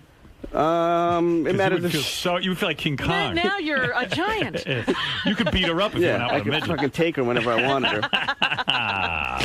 Well, I'm glad you're doing well. So you're making real money. Yeah, doing good. Able to buy a home in Hoboken. You go out to L.A., you do TV shows, you're on Letterman, you're on Leno. I mean, this is good. Now, do you write for different shows? Or, I mean, have you done any of that stuff? Never wanted to write. No, never wanted to write for other people. I just always felt, like I said, stuff. Jay's wonderful to me. He gives me these correspondence pieces where I go out and interview people, and now I'm talking to different radio stations about doing TV shows. Oh, yeah? Stuff like that. Oh, wow, great. Okay. Weldon, you got maybe a sitcom deal, a holding deal? I had one. No, not anymore. It's amazing, those sitcom deals, because they sign you and they don't really know what to do with you. No, it's but just they really feel weird. something's happening. They hope you come up with something. Yeah. You been getting laid a lot? I mean, did you get a bunch of women? So much. We stand up. Yeah, but it's amazing because as soon as you get it, there's something about when you're on stage suddenly that the girls want to be with that guy. Yeah. But then what starts to happen is you realize that they think that they love you, but they don't love you. They love the you on stage, and then all of a sudden they realize that you're kind of nuts. At least for me, like whenever they would date me, they'd be like, "Well, you're a little weird," like because I'd get depressed about stuff, and they just think that you're happy all the time because of my act. Yeah, they think you're the guy on stage. Yeah. Did you get any celebrity pussy? You know who I did make out with? Who? The girl from 90210, Which one? Lindsay Price. Don't know her. She's the Asian girl. Oh. And I made out with her. She saw me at a show. kidding. Which was like, to me, getting laid just to kiss somebody that was on TV. Why not And go then I further? blew Gary once. Yeah, so. right. But did you ever, like when you kissed her, why didn't it go further? Like, why didn't I you think it could have, and I got nervous. Wow. I got choked. really nervous. I choked. I'd only been doing comedy 6 years, and I couldn't believe I was somebody famous who was on a TV show at the time. That's big news. Yeah. Yeah, she doesn't know you. And I used was to be an intern. shaking. I was shaking. How depressing is that? I was shaking. I've done that a million times. Kevin, you're on the air in New Haven, Connecticut. Hey, how you doing, Howard? Yeah. Listen, Mitch, you are the funniest motherfucker ever. Well, there you go. I think that's Fred in the other room. He said he's doing well. This guy should be a multimillionaire. He should be selling out Madison Square Garden left and right. Thanks, Dad. All right? There's 3 guys in this world that have made me laugh so hard that I've cried. It's Artie Lang, Sam Kinison, and Mitch Fatel. Wow, that's very nice of you. Thanks and a lot. I know you said, you wouldn't want to write for anybody, but you would be the perfect writer for the Family Guy. That's nice. I'm going to send you a signed potato. Well, that's nice, I tell you. And you're doing well, and I'm glad for you. That I'm makes really, me so happy Yeah. that you say that because you were I'm always happy. so important to me. No, we, the thing is that Mitch really left here angry with everyone but me, and that's all that counts. Well, apparently I got out unscathed. Yeah. I don't remember For you a having a problem with Robin. I'm sure you did. You were always nice to me. I know exactly what it was. I think maybe I was the only one you told that you wanted to be a stand-up comedian from what I'm hearing from these other guys. And you were supportive, I remember. I was supportive. Yeah. I said you were really funny, but the Yeah. one thing I said to you was that if you ever became really, really famous, you would be horrible. I would be horrible. You did say that. Yeah. Are you horrible? I think I could be under the right circumstances. How does your girlfriend's parents feel about her dating a 38-year-old guy? Okay, so this is, and I wanted to ask you your question on it. So they loved me at first, right? But then, of course, then they loved me because their daughter was with somebody who was making some money and something, Right. and she was a waitress in Atlantic City, and not much going on. And I moved her to Hoboken, and then I have a journal every week, every month that I put out for my fans, and like a blog. Yeah, and this month's journal is. Beautiful girl, which was my first time this ever happened, came over and wanted me to sign her breasts. I'm assuming you've done this numerous Yes. times at this point, but this was my first time. It was very exciting, and it wasn't some slob. It was beautiful little tiny breasts. They were just gorgeous. So I signed them, and they took a picture of me signing them. So I put it on my website, and all of a sudden the mom calls my girlfriend, why is he putting pictures of himself signing people's breasts on his website? Right. And then my girlfriend, why are you putting pictures of people? Why? I thought you would. I don't think it's appropriate that you're touching other people's breasts. And then I have to. Well, honey, it's my business. I can't put just pictures of me and you shopping. I go, that wouldn't really be interesting to the fans. And what do you want me to do? Pictures of me writing love poems to you? Right. So now they're like, it's fun until they see that, I'm putting pictures of other girls on the site now. Oh, wow. There's the Asian chick you made out with. Wow. I don't think she's Asian, though. Oh, no, she was Asian, because I remember she was saying at the time that her and Lucy Liu were the two Asians looking for jobs. And man, she's nice. Yeah, she was pretty, right? Good for you. Wow. Yeah, probably could have gotten her. Yeah. She's half Asian, it looks like to me, I would guess. Hook-Nosed Mike, you're on the air. Morning, how with you, Hook-Nosed, you two bastards. Listen, I just wanted to say that, I admire Mitch for what he's done. He hasn't attached himself to your name, and he built his career up from the basement, and started with you and didn't, ride your coattails. You know what I mean? Yeah, no, he's done very well for himself, and he's a respected comic, and we couldn't be happier for him. And the album is called Super Retardo. Mini Skirts and Muffins is also another album available in stores and at superretardo.com. Superretardo.com. I didn't want. That's nice of him to say that didn't ride your coattails, but I do want to say that you were a huge inspiration to me. Well, so. I'm thrilled. Who was your inspiration when you started out? Who made you want to do comedy? Well, I had weird inspirations. I was into talk shows. I was into Mike Douglas. I like the Mike Douglas show. I like Soupy Sales show. That was the one I'll never get over. That Soupy Sales was his hero. Soupy Sales was your hero. My hero. Wow. My hero. And, of course, I ruined that when I cut the piano wires in his studio and yelled at him. He totally crapped all over I crapped all over my Your hero. So feel free to crap all over me if I had some influence on you. Tortured your hero. Mitch just got up and peed all over the soundboard. One of my biggest influences was Paul Winchell, who was a famous ventriloquist. I know the name. Jerry Mahoney and Knucklehead Smith were his puppets.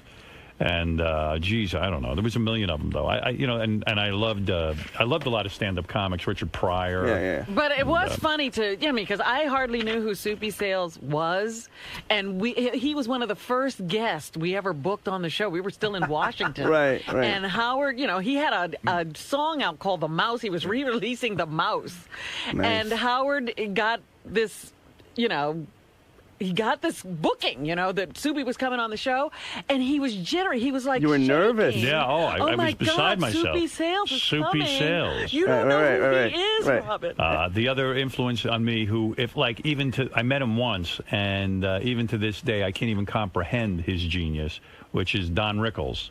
I've never heard anything like that in my life. He was the most brilliant of men, to the point that I don't even want to know him because I don't even want to be disappointed in any way by him. You want to think Don Rickles is Don Rickles. I do. You don't want him to come down from what you see him as. I just think he's the most brilliant person I've ever seen on television. Do you think that story he tells about Frank Sinatra is a true story, or just a story that he tells on? You mean about how the one where I'm eating Frank? I always wonder if that's a true story. I don't know.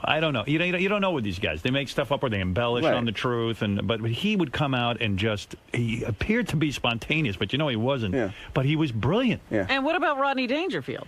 Rodney, I loved. There was a bunch, but the only guy in radio that I even knew growing up, which is weird that I wanted radio because my father was a radio engineer, so I looked up to my father. But the guy that I would listen to is Brad Crandall, and nobody knows who he is. Brad Crandall is a guy who was on NBC Radio, a network radio show at night. Yeah. And I'd lay in bed and listen to him, and he was an expert on everything. He was an expert. Was he funny? No. It was serious. He was just, I didn't know what he looked like, but he had this great voice. I pictured a guy in like Montana somewhere, sitting there with a pipe. Yeah. I wasn't that far off. He was a little chubby guy. In fact, Walt Sabo sent me a picture of him, this press photo. Yeah. And Brad Crandall would sit there, and he was an expert on everything. Like a guy would go, Brad, I want to fix my back porch screen door. What do I do? And Brad just wouldn't miss a beat. He go, look, what kind of nuts, what kind of bolts do you have and nuts? And he would tell the guy what to do. And a woman would call and go, Brad, my husband wants to leave me. What do I do? How can I keep him? Ma'am, here's what you do to keep a man. Right. And the guy knew everything. My boss's potatoes aren't quite in the center nice enough. Here's how you cook Here's the perfect potato recipe. Oh, wow. Look at all the shit you're selling.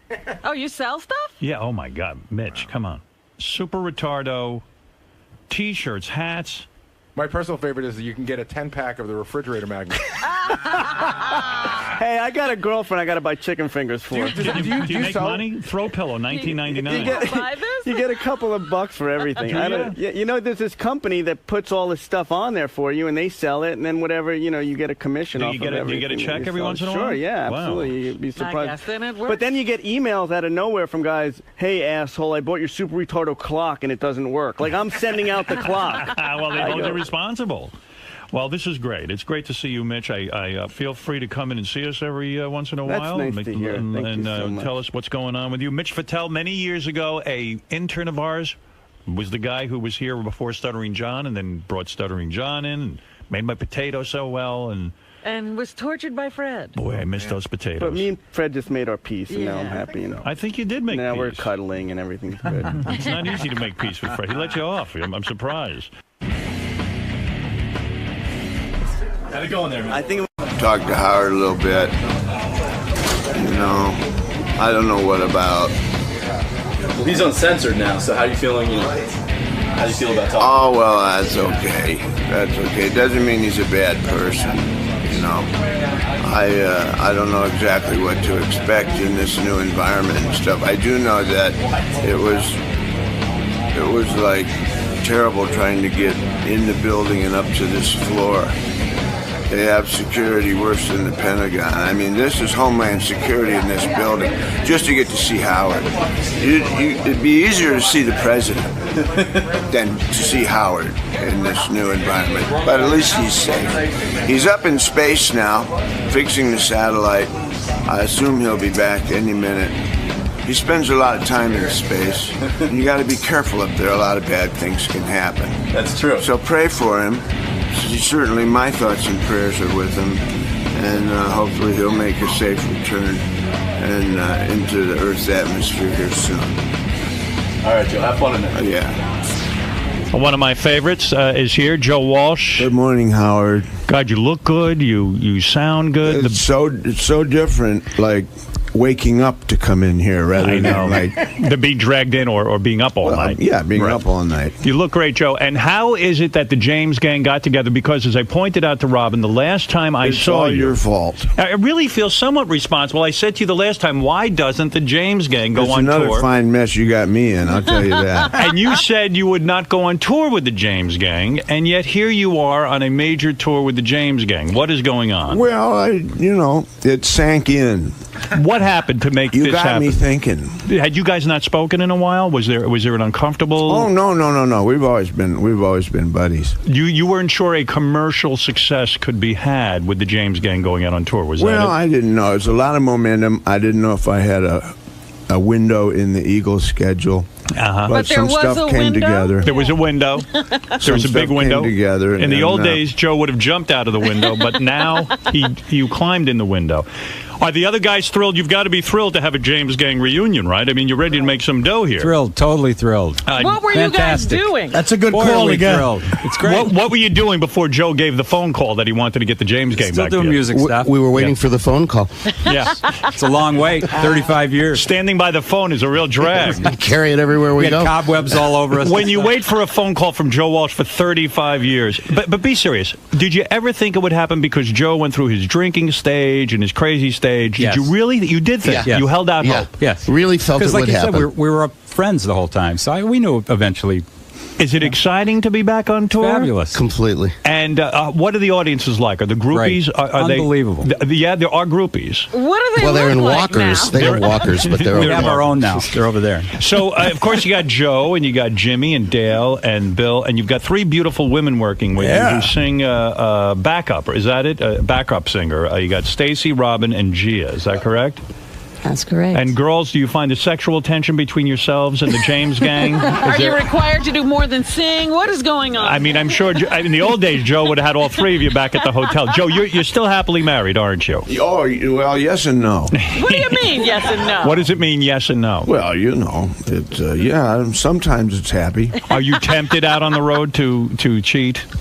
Like all men would be tempted, especially working with these three beautiful women? Well, what do you think? Yes. Has Joe been inappropriate with you guys? I would hope so. Is something going on I should know about, Joe? You want to come clean? Howard, you should just come on the bus with us for Is it a wild? bus ride. Girls, I'm sure, being with the James gang, it is tempting. You know, Joe, I wanted to say something to you. I was reading the Rolling Stone magazine piece on you I thought was great, but you were overlooked in the top 100 guitarists of all time. Yeah, what the hell? You are one of my favorite guitarists, and you know that. Did you feel a little slighted when they didn't They put you... found 100 names and didn't think of yours? Just a little bit. Just like an honorable mention, I thought maybe might be in line. Do you think But, you were 101 or something? Yeah, maybe you were 101. Don't you think, I mean, Jimmy, tell me if this was true, Jimmy Page was taught slide guitar by you. He came to you to learn slide guitar. No, I didn't really teach him slide, but I did give him the Les Paul that he used for the bulk of the Led Zeppelin work.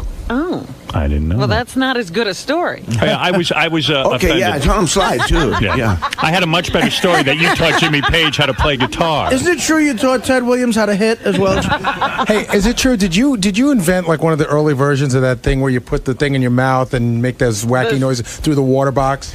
You know, Dottie West was a country singer. Her husband was Bill West, and he was an inventor, but he never got patents. He invented the first fuzz tone, and he invented the talk box, but it was in his garage, and he just gave it to me. He said, "Here, take this. It smells awful." And you started using it on stage with the Eagles, didn't you? Yeah. Was that the first time you used it? Mm-hmm. What was the song you used it on? You know, I think it was just in the middle of one of the songs that we did at the time. And you still getting along with the Eagles? Oh, yeah, they're going to do an album, right? Everything's cool. A new album is coming out. Everything's good. Yeah, you know what? We gotta do an album. This is an amazing transition. We played everywhere, and we don't want to turn it into a cover band. We don't want to turn it into the Beach Boys. Was that your daughter sitting out there in the green room with you? Yeah. That's Lucy? Yeah, that's Lucy. And Lucy is a musician as well. Mm-hmm. And she toured with Ashley Simpson. She did. And now she's got her own record deal. She's got a record deal with Island. Is she and good? She did it all herself.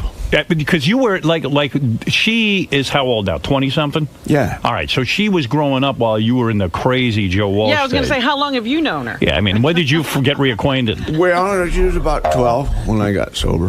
Are you going to introduce me to her, or are you going to keep her out there? Well, I'm going to keep her out there. Yeah. Good move. You're a smart man. No, but she evidently is very beautiful and a musician. She's a great musician. Holy smokes. But growing up, you didn't have much contact with her, right? Because yeah, right. So do you think it was like a case of I want to be like my father? Maybe I'll get to know my father through music? Yeah, I think so. But she's got the music gene. And now you guys hang out together and you're reestablishing. Oh, there she is. Oh, good. There she is. There Good. she is. Hey, Howard, baby. this is Lucy. I'll be polite. Don't worry, Joe. Hi, Lucy. that's How are Howard. you? Hi, Robin. Hi there. How are you? I'm very well. So, Lucy, you have your own music career going now, right? And you have an album coming out? I do. I'm a recording artist on Island Def Jam. What kind of music are you doing? You rocking or? It's definitely going to be pop radio, but it's I think it's a breath of fresh air for artists my age. These girls that are kind of. Do you go by the name Lucy Walsh? Yeah. Is it hard being the daughter of the great superstar Joe Walsh to actually go out there and try to make a musical career while you have a father like that? I think that the name gets you in the door very easily, but if you don't have the talent to stay there, nobody gives a shit, really. Do you think that it was a way of connecting with your father because he wasn't around, because he was, he was high all those years and everything? Well, I've definitely learned a lot about the ways that he is from Right. doing it myself and seeing what it's like to be on the road and seeing how freaked out you get when you come home and you just want to be left alone. And So you understand your dad, you understand he probably loved you, he just wasn't capable of dealing with you. Oh, this must have been some group therapy session you two were Wow, on. yeah. Oh, man. Yeah, So it when was did you start sweet. to get to know your dad again? I mean, I'm pleased to see you guys running around, because I love Joe, and it's nice that his daughter has a relationship with him. In my early teens. In your early teens. We kind of made the big commitment to reconnect. How was that? Did you yell at him a bunch first? Yeah, were you really You did? angry? Yeah. A little bit, yeah. Was Joe able to we take had a it? couple good. Oh yeah. He was able to- Well, he just sat and listened, and then he. I had it coming, didn't I? Yeah, oh, Joe, yeah. I'm proud of you. I'm proud of you for being able to handle that. Yeah, that's not easy I to don't handle. do that anymore. She pretty much taught me how to be a dad. That would drive me back to drink, that yelling situation. So now you guys have a good relationship. By the way, you're a very attractive girl. Now, Thank you. which wife was Lucy's mother? Was it number 1 or number 2? Number two. Number 2. Plaintiff. Plaintiff. Plaintiff. Plaintiff, That's her yeah. name, yes. And now you have a nice relationship with your father. It's wonderful. That's great. It's very interesting, and it's definitely a learning process. Did you have rebellious years where you tried to get his attention by acting out in bizarre ways? I think those are now. Now. I think that's starting now. Right. You are, Probably. you're shooting a pilot for a reality show, right? We've been working on an MTV pilot. You're yeah. in it, Joe? Yeah, well, I have to be. Yeah, it's kind of. You want to play her dad? No. No, okay. Well, Joe, you're very private, actually. Very private. Does it bother you to be on an MTV reality show, being Yeah, a Lucy's little bit. dad? It does, little because bit. there's a lot of shit that still needs to be worked out, right? A little bit. Is it all honest and come out? Is there embarrassing moments? Well, I don't. They're going back and forth. I mean, for me to be me, it's got to be unscripted. Right. And as soon as you say Joe Walsh and unscripted, guys with ties get really nervous. Right. Did you have video cameras in your home following you around? Like, Yeah, we did a pilot. Oh, you did it. Yeah. And that didn't disturb How you? was that? Yeah. Well, it's kind of weird. Yeah. I mean, you're used to it. Everywhere you go. Not there's in a my home. I camera. don't think I could handle that, to be honest with Yeah. Yeah, the house is all It's kind lit of an up invasion with, of like- privacy. Yeah. But Yeah. But you did it to help your daughter out. Yeah. So this is the beginning of a career for you. When is your album coming out? Next year, spring, tentatively. Wow. Is it done, or are you still working? I'm about 7 songs in, and it's the experience is nothing like I thought it would be. Yeah. Well, come and see us when you're promoting the I record. definitely will see you again. Yeah, Has that's Joe heard the music? I mean, He what do you think, has. He Dad? has. You all right with it, Joe? She's so far ahead of Yeah. me when I was her age. I'm just really, really proud of her. And you were the keyboard player for Ashley Simpson? I toured with her on her first record. Does she have any talent, or were you? She does. She's Well, a great Lucy girl. also sang. Did she actually sing the With vocal? Ashley, yeah. I see. So you doubled her voice. Ashley sounded really good with Lucy singing. I see. Does she really have a Obviously, you weren't there that day. She was at that stadium. I came in right. Oh yes, I was. You were for the Orange Bowl. Oh, you What was that like? Whoa. That was insane. It was over 70,000 people booing, and we had no sound in our ears, just the bounce back from the music in this huge. Where'd you grow stadium. up? I grew up in L.A. You must have been real popular with the boys, huh? Oh, I'm very popular with the boys. I bet gotta you. say. Oh, poor Joe. Yeah. Wow. Stay away from that Ashton Kutcher. You're not acting out sexually, I hope.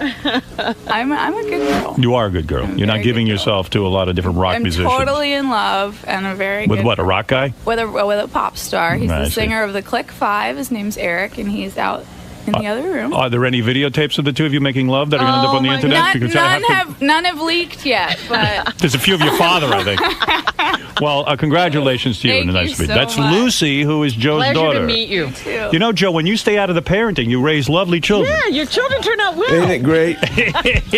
you got a good one there. Nah, that was a great surprise when I got sober. Holy smokes. Yeah. Well, anyway, I'm excited about this reunion. And by the way, Joe, you were not an original member of the James Gang. No, I replaced a guy named Glenn Schwartz. And when you replaced Glenn, the band became successful. Is that true, guys? Very true. Very true, yes. All right, well, good for you. Then Joe decided to leave. Then Joe had to leave to discover himself. He wasn't comfortable being part of a trio. Yes, I had to head out into the great unknown. Rather than leave the guys, couldn't you just add more people and then not be part of a trio?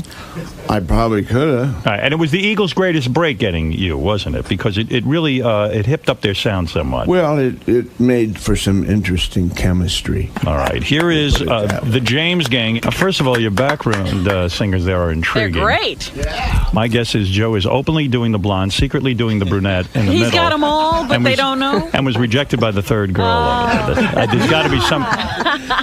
Are any of you in love with Joe? Is that what's going on back there? Because I don't know. I'm not squealing. Are you being faithful, Joe? Yes. You are? Yes. All right, that's good. You should come on the bus. It's fun. Tell me about your guitar We have a stuff. Tupperware party. I bet. What is faithful to you, though? Is oral sex faithful? Girls, you're allowed to give Joe oral sex? No, it's not. You're not. Okay. Nah, See, now, would I make a good president or what? You did run for president. I did. I'm running again. I think I'm thinking of running, too. I You think should. I'm going to. I'll be vice president. Well, wait a minute. If Mrs. Earl Pearl Monroe is going to be my vice president. Oh, If you and Joe both run, you'll split the vote, the crazy vote. No. I'm being very serious I'll about do the this. United I'll get Nations. us out of the war in Iraq in a day. How long will it take you? 2 days. 2 days. So I'm a better president. Yeah, you would be. I would be. I secede. Why are you thinking of running? He Seriously. secedes. I'm thinking of running. I would just get in and get us out of Iraq in a day. It'd be over. Well, And then you won't want to be president anymore. Well, so what? I'll make my vice president the president. I think that this country should have quality problems, and I would intend to have us have quality problems instead of awful problems. Good for you. You always make a good candidate. That's pretty good, isn't it? Joe, tell me something. And think of the pussy if you're president. My God. Yeah. You think rockstar pussy is good? Forget about it. Joe. Yeah, you get Monica Lewinsky. Oh, my. Joe, tell me about your guitar style for a second. I was shocked to read that your guitar style, Pete Townsend was your hero, and your guitar style is not just rhythm guitar or lead guitar, it's rhythm lead guitar, right? Yeah. And that's why it was easy for you to be in a band of 3 guys because you're doing the part of 2 people. Well, that kind of I never planned on being a singer. You always wanted to be a guitar player. Well, see, our singer quit. Is that what happened? Is that the on James? the way to a gig? And so and you we guys couldn't. We had to play because we didn't have gas money to get back home. Oh, my. And so I was the singer. So you became the guy. And being the singer, I had to modify my guitar playing. So when you got sober, did you have to do the whole apology thing? Did you have to apologize to half the women Make you screwed? amends? Yeah. Yeah, pretty much. I still got a few to make. You're still working on that. Howard, I'm sorry for everything mean I did. You don't have to apologize for a thing you did. Okay. Anything you did on my show, like passing out. When I was taping a pilot for Fox Television, you passed out in the middle of the pilot. Well, it was boring. And yeah. And on the set, right? And he fell down. He fell down during. I was interviewing someone, and you just slept during the whole show. It was the greatest thing ever. If you could have sat there and slept, I think the show would have gotten picked up. Probably a little nap was in order. Absolutely. So, I was going to ask you. You recently played a bar mitzvah, which I was shocked. You Right. and Henley. Oh, yeah, that. It was a tremendous amount of money, though, right? Did you get something like $1 million? We got a lot of money. Was it $1 million? Maybe between us. So $1 million bucks for the 2 of you guys to show up. And how many songs did you play? Oh, we played about 6. 6 songs. Yeah. Holy shit. That's about I don't know, $300 a note. Yeah. That's pretty good pay. And all the free gefilte fish you could eat. Yeah. Isn't that crazy? Were you shocked when you got such a... An invitation. I mean, and you accepted it. It's weird now. Billy Joel said he got invited to the same function, and he said, I don't do bat mitzvahs. Like, that was his thing, his rule. He didn't care how much money someone paid him. But you're willing to go do a bat mitzvah or 2 for $1 million, right? Well, sure. Why not? Were you shocked to see Fleetwood Mac backstage? They were there too, right? Right. Oh, all kinds of. Steve Tyler came. I mean, it was unbelievable. That was amazing. When It they really heard was we were crazy. getting a lot of money. Did you wear a yarmulke? No, I didn't. You did not? No. Well, this wasn't the religious part. This was the party, right? It was nuts. This poor girl. All she wanted to do was like have some people over to her house. And her dad throws this huge party. Right. Yeah, well, I actually know the family. And the whole place was full of intoxicated 14-year-old people. Oh, my. And I didn't know quite how I fit into all that. But Well, what songs did you do at the bar mitzvah? we did a couple of Henleys. Right. Boys of Summer, stuff like that. Nice. And a couple of mine. The kids danced, and it was a good time. Yeah. About a 13-year-old into the Eagles and Fleetwood Mac. Right. I wish they would have videotaped that for that reality show. That's a great reality. Daddy, I want to hear Rocky Mountain Way. So, all right, this is exciting. The James Gang is back together. Joe Walsh, Jimmy Fox, Dale Peters, and Bill Appleberry are here. Stacy Plunk, Robin. How do you say your name, Robin? Robin Kermsey. Kermsey. Kermsey. Ah. Little egu over that E. Yeah, you married woman? I'm engaged. You are engaged. Well, I wish you luck. To Joe Walsh. Not to me. Not to Joe Walsh? To somebody with a lot of money, that's a big rock. Put this ring on my finger before we went on the road. Well, you're a He's wise good-looking man. woman. I'm sure that it was not hard Thank for you to you, get a Howard. husband. Is that correct? Pardon me? Is he a rich guy? I think that he's accomplished. What Yes, does he you do? can say that. What Rich is- in spirit, though, the most. What kind of work is this guy into? He's in car industry. Cars. I knew I should have gotten into that. So is my father, too. Yes, and also Gia, and I hope I'm saying this name right. Cambodi. Chimbodi. You engaged too? No. Well, you can be with Joe tonight. You'll be a lucky woman. Be with the whole James gang. What about you, Stacy? What's your That's a story? different Got a kind of boyfriend, gang. or are you playing the field? That's my answer. Oh, you're a lesbian. Are you a lesbian? No. No. That's too bad. All right. Well, anyway, let's. Leaving a lot of questions out there. Stay away from Jumbodi. She sounds connected. Right. Are you in love with Joe? Is that what's going on here? Who, me? Yeah. Be honest. Be honest? Yeah. I'm in love with the world. Well, then Joe's in it. Line up for get ready for all of us. What is it like for the rest of the James gang now to be back on the road? Dale, when Joe broke up the band because he had to leave because he had to go find himself, had to be devastating for you, right? It was hard. It was hard. You were know, living Joe's the a life. Huge part of this. It was difficult. Did you go out and try and find someone else to We replace did. him? We found a whole bunch of people. We tried like 14 different people in the band. Was there a lot of resentment at the time when it went down? No, not really. I mean, but he took away your livelihood. He took away your job. Not really. No, boy, No. musicians are I mean, very we nice. understood. You know, it was pretty grueling at that time. And then when you saw Joe move on with the Eagles, were you like the jealous wife? Were you like, No. oh my Yeah, God? like he didn't want to be in a group, but he joins the Eagles. No, not at all. Yeah, right. We He were couldn't happy be in a for him. group, but the Eagles he could be in. Right. It's a funny thing.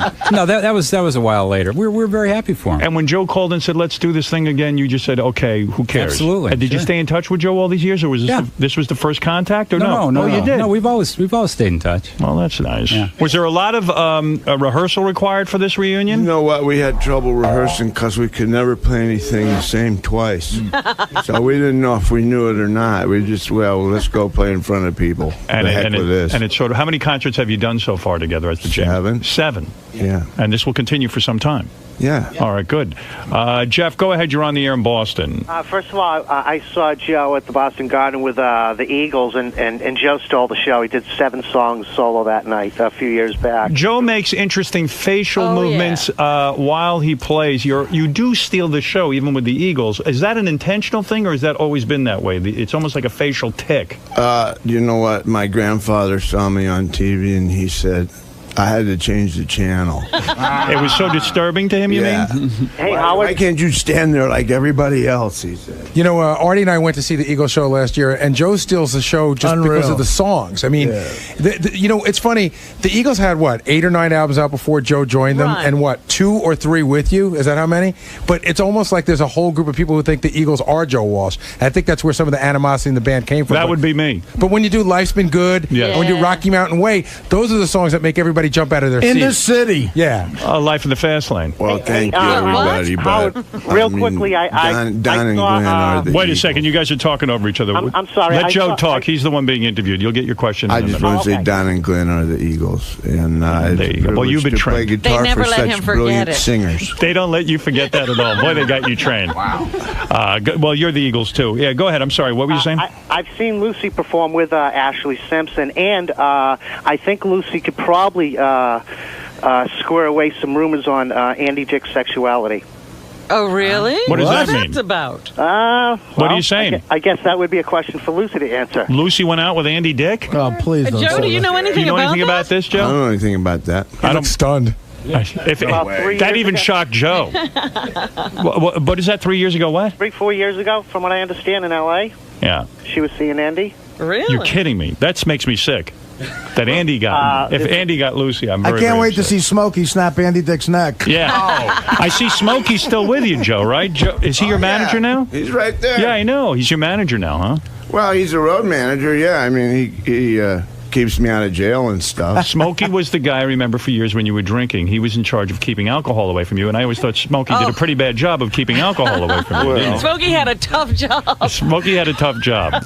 Yeah. And Smokey, your whole job was keeping Joe sober, and you have been a success at it now for a couple of years, haven't you? Nobody thought he would win this battle. Joe, Smokey, I never thought you'd win the battle with Joe, to be honest with you. Something, the difficult I'll do right away. The impossible takes a little longer. Right. And Belushi you were with, too. That was your job. Him you didn't have so much success He didn't give with. him enough time.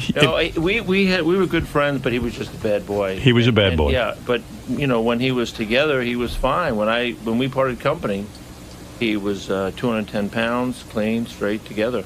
Yeah, he had lost like 20 pounds and was talking about the future and stuff. Yeah. And Are you shocked to see Joe in this kind of condition now? Did you ever imagine this would happen? Yes. You did? No, you have to pinch yourself every day. Come on. Going, I'm dreaming. Would you mind taking Artie for 3 months? Artie's got many problems. I'm a lost cause. No, Artie, I could work with Artie. Yeah? And I think the thing that scares Artie, he would say, he could make me a better person. Yeah. How do you? I don't think Artie's ready. Smokey, real quick, how do you get a guy like Joe Walsh or John Belushi? How do you get them to stop drinking, to lose weight, to It'll be behave? in my book, Howard. You're writing a book? I'll do it. No, it's all up here. It is a miracle. It is.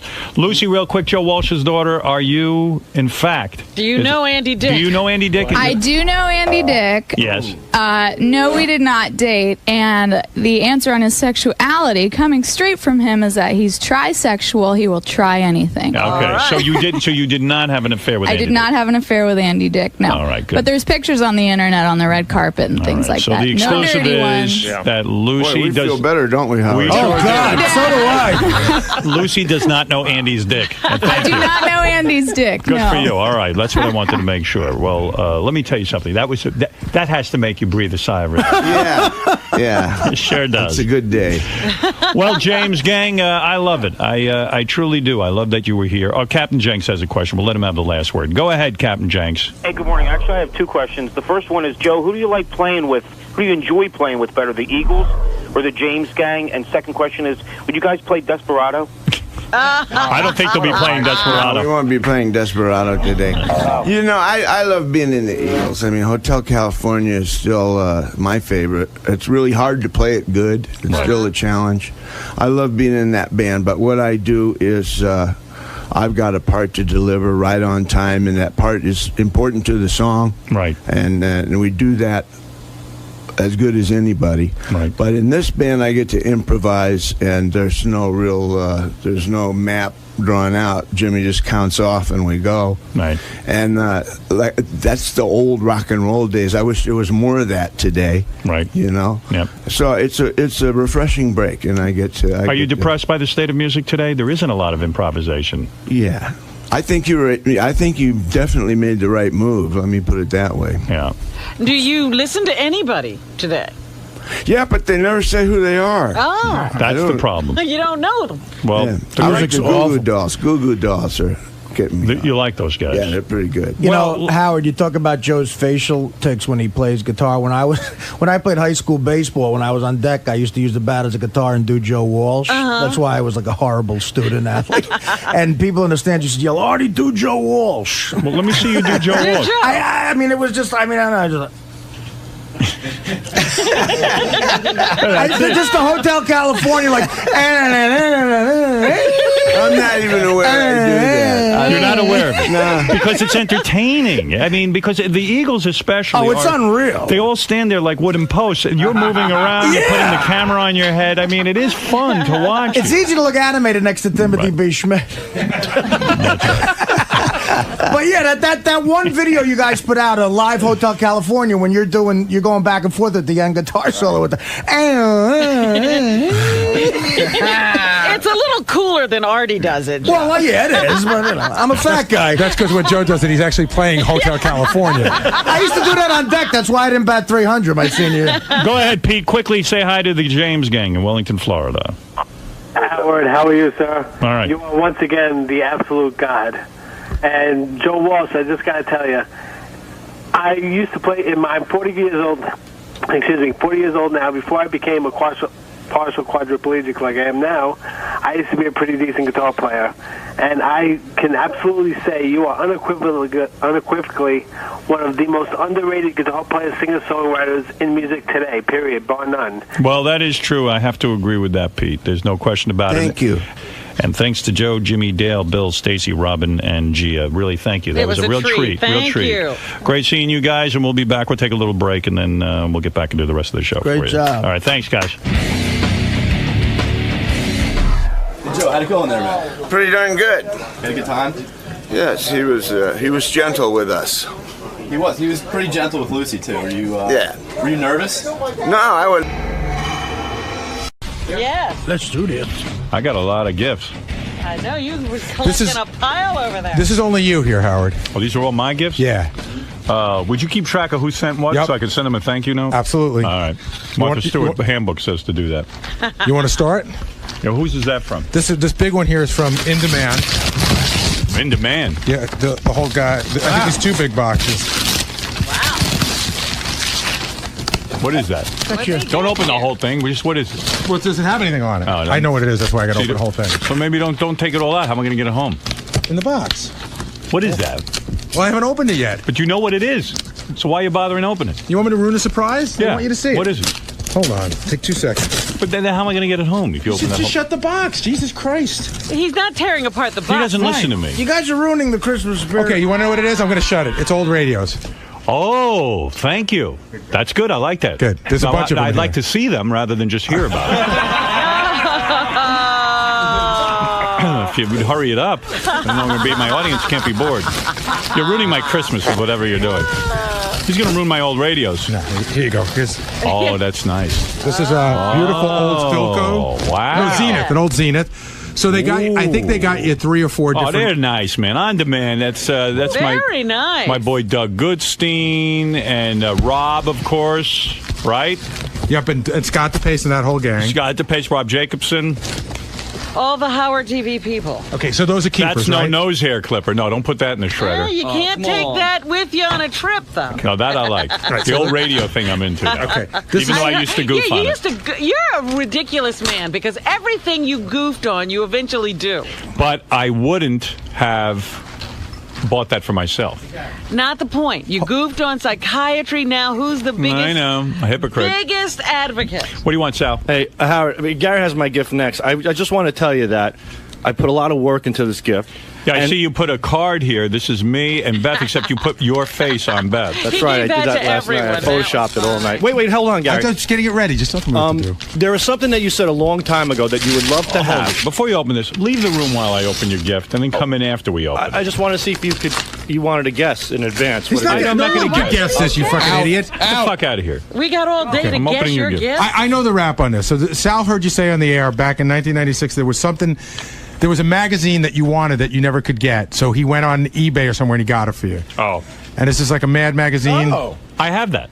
I have 10 copies of it. He says he checked with Laura. Laura said you don't have it. I'm sure you Sure have we this. do. We have that. Where I'm being plunged in the toilet bowl by Alfred E. Newman. I could cut it open and we could throw it in the shredder. You got it. Yeah, cut it open and I was shredder. going to say, you don't like the tacky frame? Okay, give me that. I'll do it myself. Smash it. Hit it on the side of the desk. What are you doing?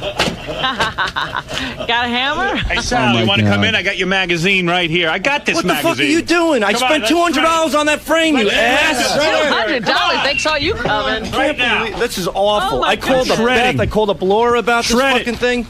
Uh-oh, there it goes. Shred it. Shred that motherfucker. First thing to hit the shredder. Big waste of money. Hey, the shredder doesn't work. Don't put your hand in there. Sorry, Sal. Guy loads the thing and then puts his hand in. Yeah, don't put your hand in there. It's not in that shit. No, your hand's in there. No, it's not. It's in a cover. All right. Turn it on. You only had 12 hours to prepare this. I can't even shred the gift. It broke the shredder. The magazine broke the wood chipper. Power's off. Did you guys try this before? Hold on. Hold on. Turn it on. Unplug it before you put your hands in. It's off. It's just in there. All I want are sharks with a frickin' laser beam attached. Okay. So salad. You ready? Get out. Hey, anybody got safety glasses? These guys are scaring me. Nuts. All right, turn it off. Forget it. Sal, your magazine was saved. We'll just rip it up. I spent so much money framing that shit for you. It's off. What? I spent so much money framing that thing for you. Crap. Gary's ripping it up by hand. Man. You couldn't shred it. That's so depressing. It should be. I mean, How much did you go on eBay for that? I didn't go on eBay. I had, because it was so hard to get, I had a great fan in Pittsburgh give it to me. I went all the way to So you Pittsburgh paid nothing to get for it, in other words. No, I got it from somebody, Where'd and you I get had it? it framed and Did you get everything. it on awful gift bay? $208. $208 to frame that? Yeah, and I That wanted cheap shit Did frame? you see that frame? I know. The frame is still good. The frame Oh, I is thought you smashed horrible. it. You smashed I it. smashed it. Oh, that's. Sorry. What is it? The magazine itself is on eBay for $4. Yeah. And I have copies of that. Oh my God! I So put a hard phone to call get. into Laura's office. I want to because- know why Laura doesn't know what I have. We have an archive, and I know we have Oh, this. it's probably not her fault. Whatever you You've think, already it's not had your Laura's run fault. into Laura. All right, so anyway. Thanks, yeah. Oh well. Well, I guess we're even. I got the stiletto. Stiletto's a great gift. See, I didn't really smash it. I know. I saw your light attempts at smashing. You saw my David Blaine where I switched magazines? No, thank you, Sal. I'm going to put this in my office. That's a $200 frame. did the thing for real. Sorry? Once again, George. I think Once again. you thought I'd really smashed it. I thought you were really heartless and cruel. I saw how. Oh, he is. He generally is, but he didn't do that. He to was Sal. devastated. I just poor wanted guy. to bust Sal's balls. All right, if it's a genuinely shitty gift, though, I will shred it. Is All the right. shredder working now? I don't know. Isaac, how do you guys not test the shredder? That was our whole big bit for We this. tested it. I mean, I think it's working now. What do you mean you tested it? Well, put something in it, like your head. A piece of wood. Don't put your fingers. It's off. It's off. It's off. Oh, he's there is a scaring me. piece of wood in there. Okay. Oh, come on. It doesn't work. We just turned it on. There we go. It's shredding. It is not. There's a piece of wood in there. What are you talking about? All A right, shredding? turn that off and take yourself and go home. That is the worst wood chipper. Where did you get that? All right, what else you got there? This is our most All right. disappointing So, bit ever. so I bought you some stuff for. I didn't know what to get you, so I bought you some stuff like some antique stuff that you might be able to use on your desk. Oh, okay? great! All right. So this is an old military box. You know what I mean? Wow, Like it's yeah. that they used in the war. And then I got you a. Isaac, you want to turn off the chipper now? It's just humming into the microphone. This is an antique letter opener. Oh wow! Thank Okay. you. And then the last thing I got you is it's an old Webster. Well, Robin got me a letter opener last time, and I Right. used that exclusively. I will But not use your letter opener. I know that I happen to know that you might have need for a second office. No, down hit the him over road. the head with the hammer. And then I got Thank you, Gary. a copy of That's very nice. Webster's dictionary from like 1911. Why thought would it I was- want that? I just thought it might look good on a desk. It's just not. You won't use it. It's just sort of. It's an antique dictionary, but you could shred it if you want. Did it cost you a lot of money? No. Well, but yeah, sort of, but that's okay. What do you think of that gift, Robin? Robin sort of thought it was cool when I took like it. old books. I like you old know? books, but Yeah. I mean, but what am I going to do with an old dictionary? I don't know, unless you're into that whole thing where you get a stand to put it on. Look up a word. Like, you know what? I'm curious. Look up the word like the N-word. Is the N-word in there?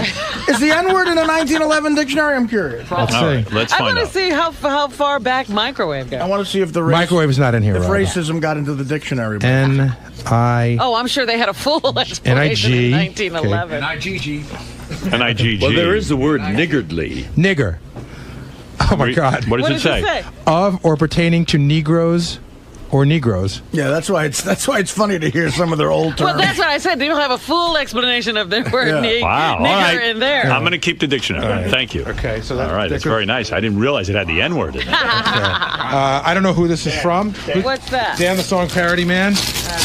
Dan got me a gift. Oh, What is it? I know what this is, and it's funny because All I right, know. Get the shredder ready. It's a pair of running shoes and a gift certificate to a place called the Manhattan Running Company. What size shoe? These are 14s. All right, keep them. Yeah, Those are keepers. You like running shoes. All right, that's a great gift. Thank you, Dan. He got me a gift certificate. It's a great gift. Thank you, Gary. Artie. you have your gift certificate? I got a boring gift, but fuck it. To Barney's of New York. Give me a You gift can't certificate? shred this because it's money. Howard. Why'd you get me that? $2K. $2,000? What the fuck is He's wrong being with you? very generous. Yeah. Take that back. No. I went around. I had a very good year, and it's all because of you guys. $1,500. Well, why are you giving us? You're giving us money? I'm giving you a gift certificate to Barney's. This is ridiculous. No, but it's a fun gift. You've done this Artie, before. you don't give your bros money. I'm not going to take money from you. It's a gift It's a certificate. little gift is one thing. You don't give me $2,000. You can have fun all year going to Barney's and shopping with What the fuck it. is wrong with you? I'm not giving it back. You know what? I'm going to keep it, though. It's a great gift. I'm not giving it back. I gotta say, I had a very good year, and it's all because of this place. Artie was incredibly generous. It is. That It is just feels amazingly awkward generous, taking Artie. $2,000 from you. I'm not giving you $2,000. You know what? There's a funny stand-up joke about a gift certificate. Here's money that was perfectly good everywhere, and that's only good in one place. But it's such a great store. It is an amazing so store. Go have fun. All right, thank Where's you. my gift? Do you have it open? I'm going to open yours myself. Really quick, this is My from special DePace. gift. What is it? He really went down the road of irritating you, getting you something you don't want, which is a bottle of wine and a book on chess. Well, first of all, that is not a great book on chess because Gary Kasparov. I've already bought all the great books on chess. And a bottle of wine. That's very nice. Thank you. No, I will want the book on chess. Thank you, Scott. Okay. Thank you. And then Will, your very own Will right here, gave you some notebooks, but I can't tell much about them except that Those they're are notebooks. nice little journal books. I never know what to good. put in it. Teach me how to use a journal book. I don't know how either. Yeah. You know what I do with journal books every year? I write down what gifts people give me, and then I write them the thank you end of notes. I swear to God, that's what I do with them. I never know, but thank you, Will. That's Richard very Christy nice. gave me a real nice John Hine Yeah. gave you a book called Weapons of Chess. Uh-huh. And something called Fritz 10, which is the ultimate chess game. Oh, Fritz 10. Yes, that's very, What's very that? good. Is that like a? It's a software. It's software for your.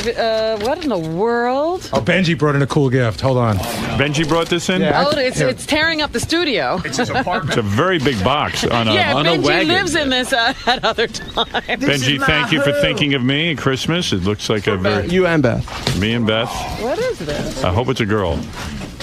Oh God! Don't tell me it's something live. It's Pam Anderson. Come here.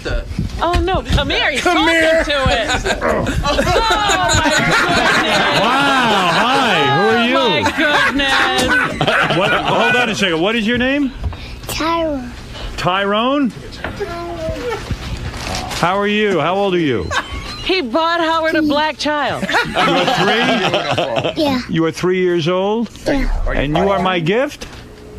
You're kidding me. Does How he lucky know am about I? this? Do you know about that? How did this happen? Cause I came here and that's a surprise. Well, this is a surprise. Tell Howard what you want to do. Is there something... I want to be my daddy. We all want that, Tyler. I would be honored to be your daddy. Very cute son you have there, I Howard. really would. And what would you like to do this weekend, son? What do you want? Is there something special you want to do? Say scores. Do you want to go to Scores? No, don't say that. You do. In the green room, Not he told for me. In the green room, he told me he'd like to have the same life as Bianca. I don't blame him. Not for another 8 years, Scores. Tell Howard who you're cuter than. I'm cuter than Maddox. You Really? are cuter than that. You are, That's actually. true. You and really look at are. the haircut. I saw the haircut and I said, what's that all about? So he's got the Maddox haircut. You have a mohawk like Maddox, don't you? No, I got Power Ranger. Ah, I see. Well, you That's look- like Power Ranger? Yeah. Okay. I tell you, you're a very, kid. very nice I think young you ought man. to keep Benji's gift. Wood chipper? I want to keep this kid. I like you. Howard, what I'm going to do is I'm going to give him to Ronnie, and Ronnie will figure out how to get him to your house. Yeah, now listen. You're going to have to sleep in one of the bedrooms, and you're going to have to travel in the limo. It's a year Is old. he I'm sorry. toilet trained? Yeah. Yeah, are you toilet trained? You know how to use potty? Use the toilet? Yeah. Yeah. You do. Oh, good. Perfect. I know how to use mine. Yes. Your little one. Your little you have a little toilet? Well, I have a big one. A big potty? Oh, really? Yeah. And you know you don't make in your pants or anything. No, I don't pee on my pants. I don't. Good. Good. I like you. Well, son, I want you to know I love you. Put him in the shredder. What a stay beautiful quiet. child. You're a beautiful young man. You really TJ, are. if Howard's your daddy, who will he be better than?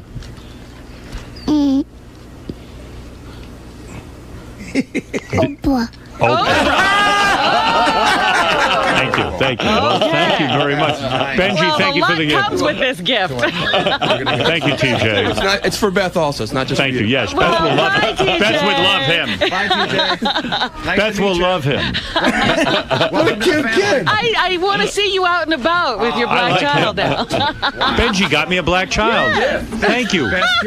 One thing I knew you didn't Great have. job. Thank you. I'm glad you're coming on the plane. That was a great So idea. original. George, you like that? Oh, he's a cutie. Yes. Not Benji. Benji? Way to get out of giving a real gift, Ben. Is there anything Howard needs to sign? I don't think you can just hand over a kid. Oh, no, I'm taking him home. I'd like to say, Howard, with my gift, you could buy 4 of him. Yes. Want to go to the next gift? Jason got you something, but I don't fully understand. It's a book called The Good, the Bad, and the Difference, How to Tell Right from Wrong in Everyday Situations. From the Ethicist in the New York Times Magazine? Yeah, I read the Oh, you read that? I Okay. do too, yeah. Chipper. Thank you. Put it in the chipper. Chipper. Doesn't work. No, we got it working again. You got it working? Yeah. Let's see. Chip up the book. I'm never going to read it. Go ahead. All right, it's off. It's off right now. It's off. All right, go ahead. Oh, Isaac with his chipper. Bit is awful. It's off. It's on. It's off. Chipping up the Ethicist. It's a book. Didn't work. All right, Isaac. Why does he keep Turn it off. doing And this? you know what? I will read the book. I'm glad there's a sign from God. Get that thing the fuck out of here. It's giving me a headache. And Howard, this before you open Robin's gift, this is from the interns, so I don't know what it is. All the interns. It appears they got together and bought you something. Oh, that's very nice. Certainly not necessary. Oh, the Grossmaster Jr. Oh, from Jackie. All right, Chipper. That can be smashed. All right, smash that one. Damn thing's indestructible. It's going to go right through to the next office. All right, thank you. Hey, stop. Hey! Is that Jackie screaming? You're hurting me. And what is this, Gary? Who This else is from got me? Doug Goodstein, and it's another pair of sneakers. All right, thank They're you, not Doug. running shoes. I think they're Chipper. I don't know. Buy somebody a pair of shoes for the holidays. Okay, so why don't you Obviously. now just open Robin's stuff? Well, Robin always gets a great gift. Well, I hope you like it. I don't mean to put pressure. I didn't. I had trouble finding something for you. Maybe I'm just going to go right to the gift certificates next year. I'll open the card later, Robin. I told my assistant to get you guys something nice, and that's what he fucking comes back with. That's that. Well, fire him. His heads are gonna roll.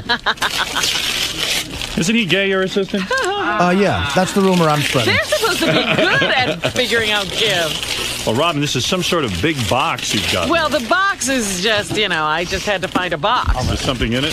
It's a baby. It's a baby. Yeah, that boy's too old. You're going to have to dig deep in there to find it. It's wrapped up really well. Looks like a dildo. Ah! Let's see what it is. Like a candlestick of some kind, Robin? Oh, this is a chess piece out of glass. Crystal. Wow. Out of crystal. I like it. Well, there's like two it. in there, Howard. Two. Is it? Are they both the same? A king and a queen. A king and a queen. I thought that was a rook. And Robin, you are my queen. That really is nice. Thank you. It's beautiful. Let me really. hold that. Let me feel that. Robin, you are my queen, and I am the king. No, you're not holding this. I don't want your hands on that. What am I, a jerk off? Yeah, you're a jerk off. I just thought, you love chess. You didn't Thank want you. a chess set per se. No, this is great. But, somewhere in your Thank you. abode, maybe it can sit there. Thank you. In the words of David Bowie. You always get the best gifts. You will be queen. Now, that's something like that's expensive, isn't it? That's very expensive. What did it cost you? That's more than Artie's gift. It is? Sure it is. That's a lot of money right there. That's from Mercedes. Put this away and guard it with your life. I don't know what that is, but that's more Barney's stuff. I don't know who gave you that. No. Robin Quivers spent 30 No, grand. that's your kid. That's This is for the from Robin. kids. This is for my kids. Yeah. Put this in with everything. Got it. I got it. Robin Quivers, our splurge of the week. Crystal chess sets. Robin Quivers said checkmate to Howard. Yes. I think we're gonna line up Mike Walker. All right, line up Mike Walker, get him on, and we'll... we can turn these mics off. All right, thank you. Well, that was exciting. Only a couple things made the chipper, and the chipper bit got blown because you guys couldn't work it. And you had a couple of days to learn how to work that thing. Isaac, I hold you personally responsible. What happened there? What happened? Lack of preparation.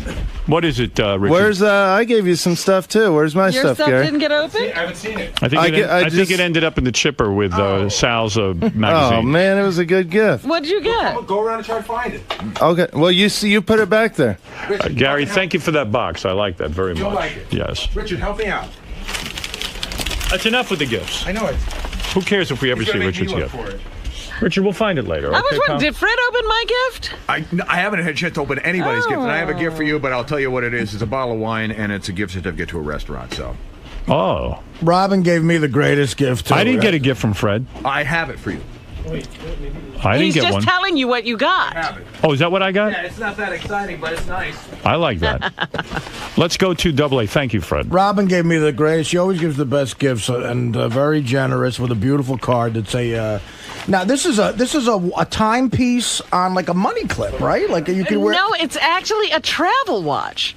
I think that's awesome. Look at that. That looks so classy. Look at that. Yeah, but you're not going to wear that. You got your new watch that you spent $12 You grand on. don't wear it. You travel with it, and then it has an alarm, so he can wake Artie up for his meeting. Yeah, you could just He lay ain't it going out. to use that, Robin. You could, like, Oh, You stop wasted it. your money on Oh, that. stop it. I It's got news for you. beautiful. I You love will taking. not I love use it. taking shit like this on the No, road. you don't. I do.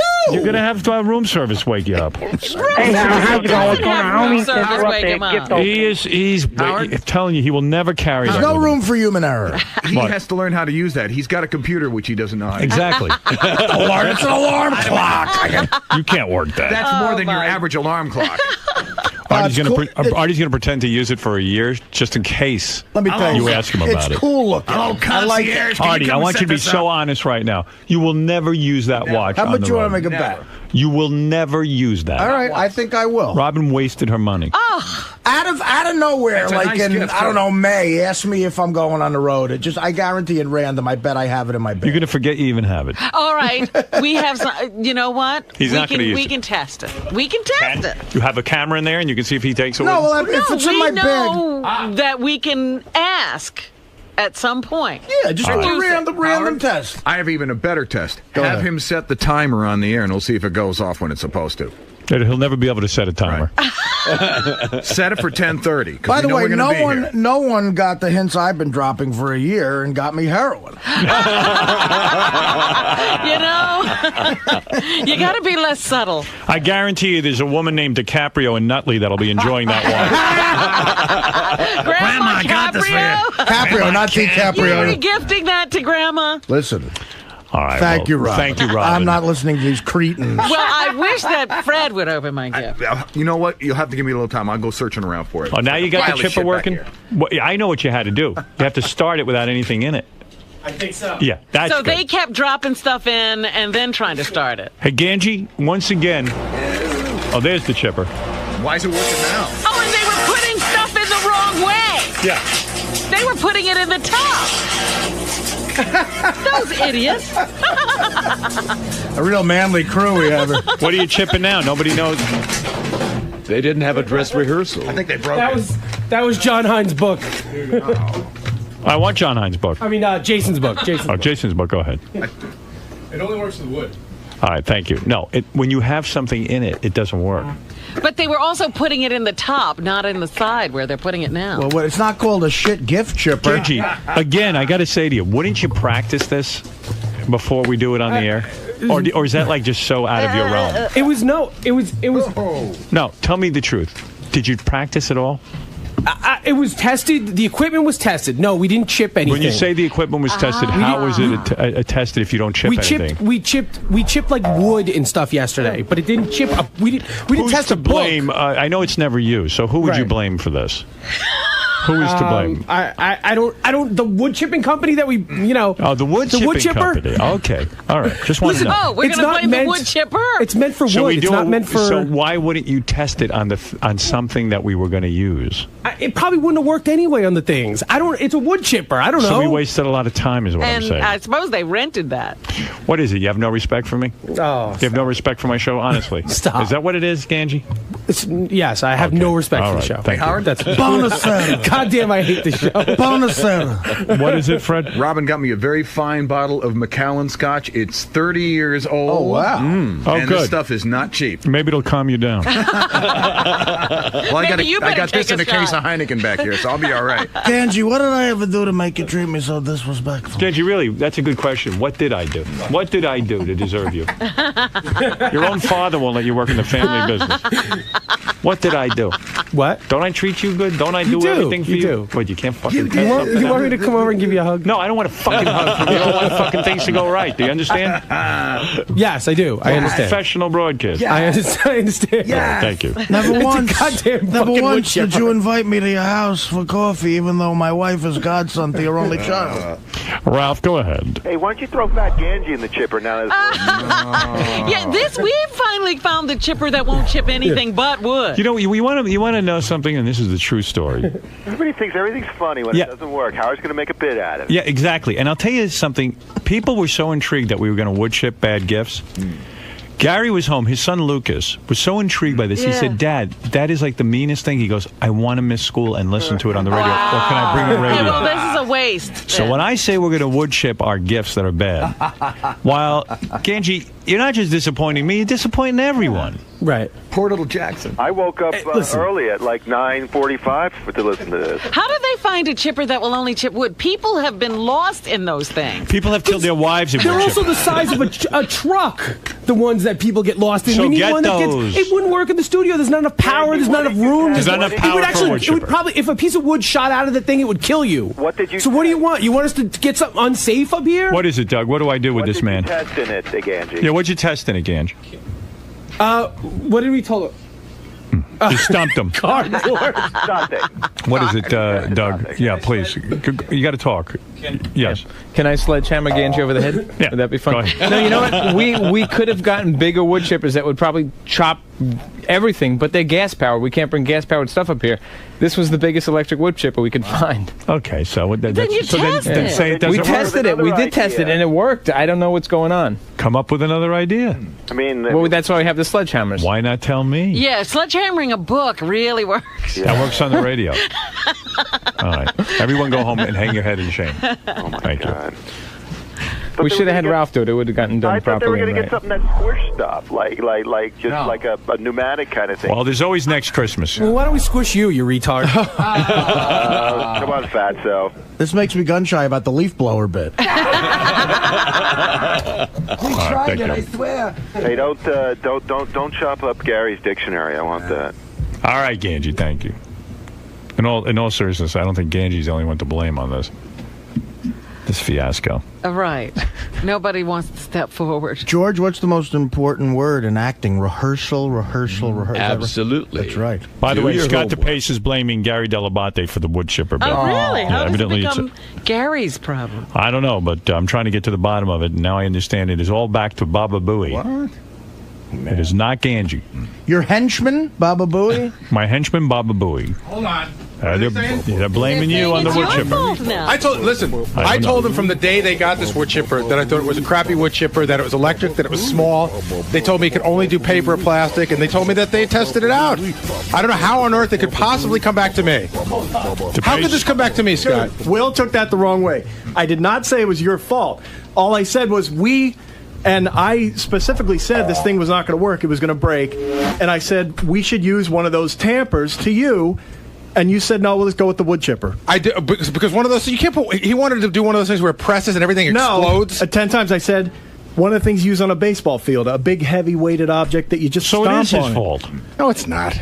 In other words, you said it's not going to work. Let's use No, another that's not true. device. They did. This was before we ordered it. I said, I want a good wood chipper. Howard, Sounds like it's going back to you, pal. No you know what? offense. There's no way. No way. I don't agree. I think no way You it's my said to fault. him it doesn't work. No, he so didn't let's say it get- doesn't work. A lot he of said us- He said he doesn't think it will work, but they're going to get it. Then they got it, and they never came to me and say it doesn't work. So I'm fucking clean. Now, the thing that we did wrong is we did not properly test it because, and I'm not taking any blame here, Because you have no hair? All right, get out of here. I don't care. I'll never get to the bottom. Because we thought it was going to break, and we didn't want to break it the first time up. All right, thank you. Scott DePace, Gary Delabate. I will get to the bottom of this later. How much wood would a wood chip chuck if a wood chip could chuck wood? Right. Right.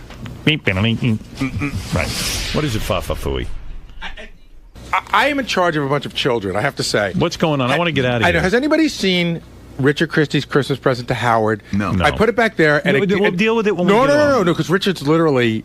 He's crying right now. What? Why? Because he wants you to see his gift on the air, and we can't find it. I can't do it now. I got to leave anyway. There's a gift over here. Maybe that's What is it? Like, he has to come and look I know, by I me. told him to come and look at it. But no, not now. We'll get it later. But he makes me crazy. He's crying? Is he literally got tears? Bring him in here. In fact, they all said, don't go in, don't go in. He doesn't want you to go in. I'm not But I think crying. it's funny to go in. I told them not to go in with Let us hear him crying. If there's time, the only thing you can do is come look by me. I'll go look. I mean, what are you going to do? I don't know what Are it you is. crying, you asshole? No. When did you bring it in? I told him too not to even come in. All right, can we do this later? Yeah, I said, hey. Thank you for the gift. I said I was a little bummed that we didn't get to do it on the air, but all right, you'll get it later. Gary, come on. They tell me a whole different story. All right, thank you. It's just like... It's enough already. What? Go look for it. I told you at the last break, go look for it. I didn't want any of this. Why? I told I told you, bro. Wasn't me. I said don't. It wasn't. It was you. Don't do You, Glenn, no, you came in and told Sal all that. No, Gary, I swear to God. Now, why am I getting? I said don't go in, don't. I'm blaming you for anything. I'm not blaming you. I'm bummed that it didn't happen. But did I tell you at last break to go in and look for it? You totally crying. There was. You're totally crying. Since we had that conversation, there hasn't been a break. I swear to God, I don't know where it is. I feel like you guys are throwing it on me like I've somehow lost your gift. No, but I'm bummed that it didn't. But I don't want you to get mad at me over I it don't want you either. to be mad at me. I feel like you guys are. I feel like you're mad at me that I'm somehow responsible, like I lost it. I'm not, but I was upset that you yelled on the air. What do you mean? You said I said go look for it. You're standing there like a fucking lump on a log. You're like, Gary, find it. I'm like, I don't know what. But I didn't know where you put it. I don't want to go. Richard, understand something. 40 people handed me gifts for Howard today. Do you think I remember what the bag? So you're saying I don't know where it is. I'm like, go look for it. Go look for it. I feel like it's not in my place to go searching around but you behind had no problem Howard. saying, Gary, where is it? Gary, find it on the air. You know what I'm saying? Like you're on the air going, Gary, find it. Gary, where is it? I'm like, well, I apologize that I don't remember what it looked like, but you could walk around and go look for it. But you could have just asked me. Like you said it in a way where you were yelling at me. Richard, I just said go look for it. Of course I'm yelling at you because you're not doing anything. I'm holding a microphone with a fucking wood chipper and a million things, and you're going, where is it? Where is it? I thought maybe you had brought some other presents over by where you were. But it clearly wasn't there. That's why you knew it. So I said it's back there somewhere. Go look for it. I can't do everything, man. I can't be mother, father, and everything. It was my place to go But it was your place. But it was your place to tell me find it. Well, I thought maybe you would have thought, oh, okay, maybe I put it right here, and you would be able to know right where it was. I didn't know where it is. I just feel like I'm responsible for everybody around here and everybody's things. The thing is with Richard, sometimes he feels like you send him a mixed signal. Like he knew you had the gifts, you put him down, and he felt he would be disrupting what you were doing. I said go look for it, and he apparently didn't like my tone. So he didn't look for it. So on the air, time is essence. You know what I mean? If we're standing there, I'll go, okay, Richard, I'll go look for it. We're on the air. We're both equally a distance away from it. So I'm like, go look for it. But he got the impression like... What are you, his fucking mouthpiece? No, I feel... No, I've been talking to him all day. He's very upset. Richard, you're totally capable of talking. Now it's like 2-on-1. No, it's not. I'm not being that way. I'm saying sometimes he feels he gets a mixed signal. He felt like when What's the mixed signal? When Richard, please go look for it. Where's it? It wasn't that tone. It wasn't that tone. Richard, go look for it. But it felt like you were angry at me. Right. For I don't care how it felt. Go fucking look for it. But when you throwing him off with that mean tone, just God, it's like having me in charge. My fucking 12-year-old doesn't give me this fucking much shit. I swear to God, it's like you guys are grown-ups. I'm sorry. This is his favorite holiday of the year, and he feels. I can't today. You guys, listen, I'm fucking stressed out by Martha. I'm stressed out by the whole fucking day, and I don't know how to deal with this. I feel bad for him because he was upset. Wait, I'm just telling you one thing. I didn't want any of this conversation to take place. I want you to know that. No, I know, but Richard, if you're over there looking at it this way, you're going to go in and talk about it because that's what we do on the show. I was talking to Sal, and they came in here. I know you weren't looking for this conversation, but I'm saying, if we see drama going on over there, if you can walk by here and you see drama going on in my office, you've walked in before and said, "Oh, Gary's getting yelled at by Tim," or whatever. You know, that's just the show. Thanks for the Monsters movie. What the fuck was that? I don't know. Anyway, I'm just telling you, he felt bad because he felt. Accidents happen. Let's be grown-ups about it. I mean, you really are close to tears, which is bizarre. Well, I just wanted to be a part of that bit. I wanted you to be a part of that bit. Nobody didn't want you to be a part of that bit. Something happened. I don't know what it is. And I'm not blaming it. I'm just bummed. I just was telling. I don't know why we're still talking about it. I was just telling Sal. I got you. And then it turned into this whole thing. I know, but that's the nature of the show. I know, but don't be mad at me because he didn't want to. He didn't want to. I told you to go look at before when we were there, and you probably could have walked back and go, "Oh, that's my bag," and then it's and then but all it's the way you told him, Gary. You might as well. Shut up and get out of my office. I'm telling you. I'm done. I'm done. I'm really done. I'm done. I'm done. I'm fucking done. I'm done. All right.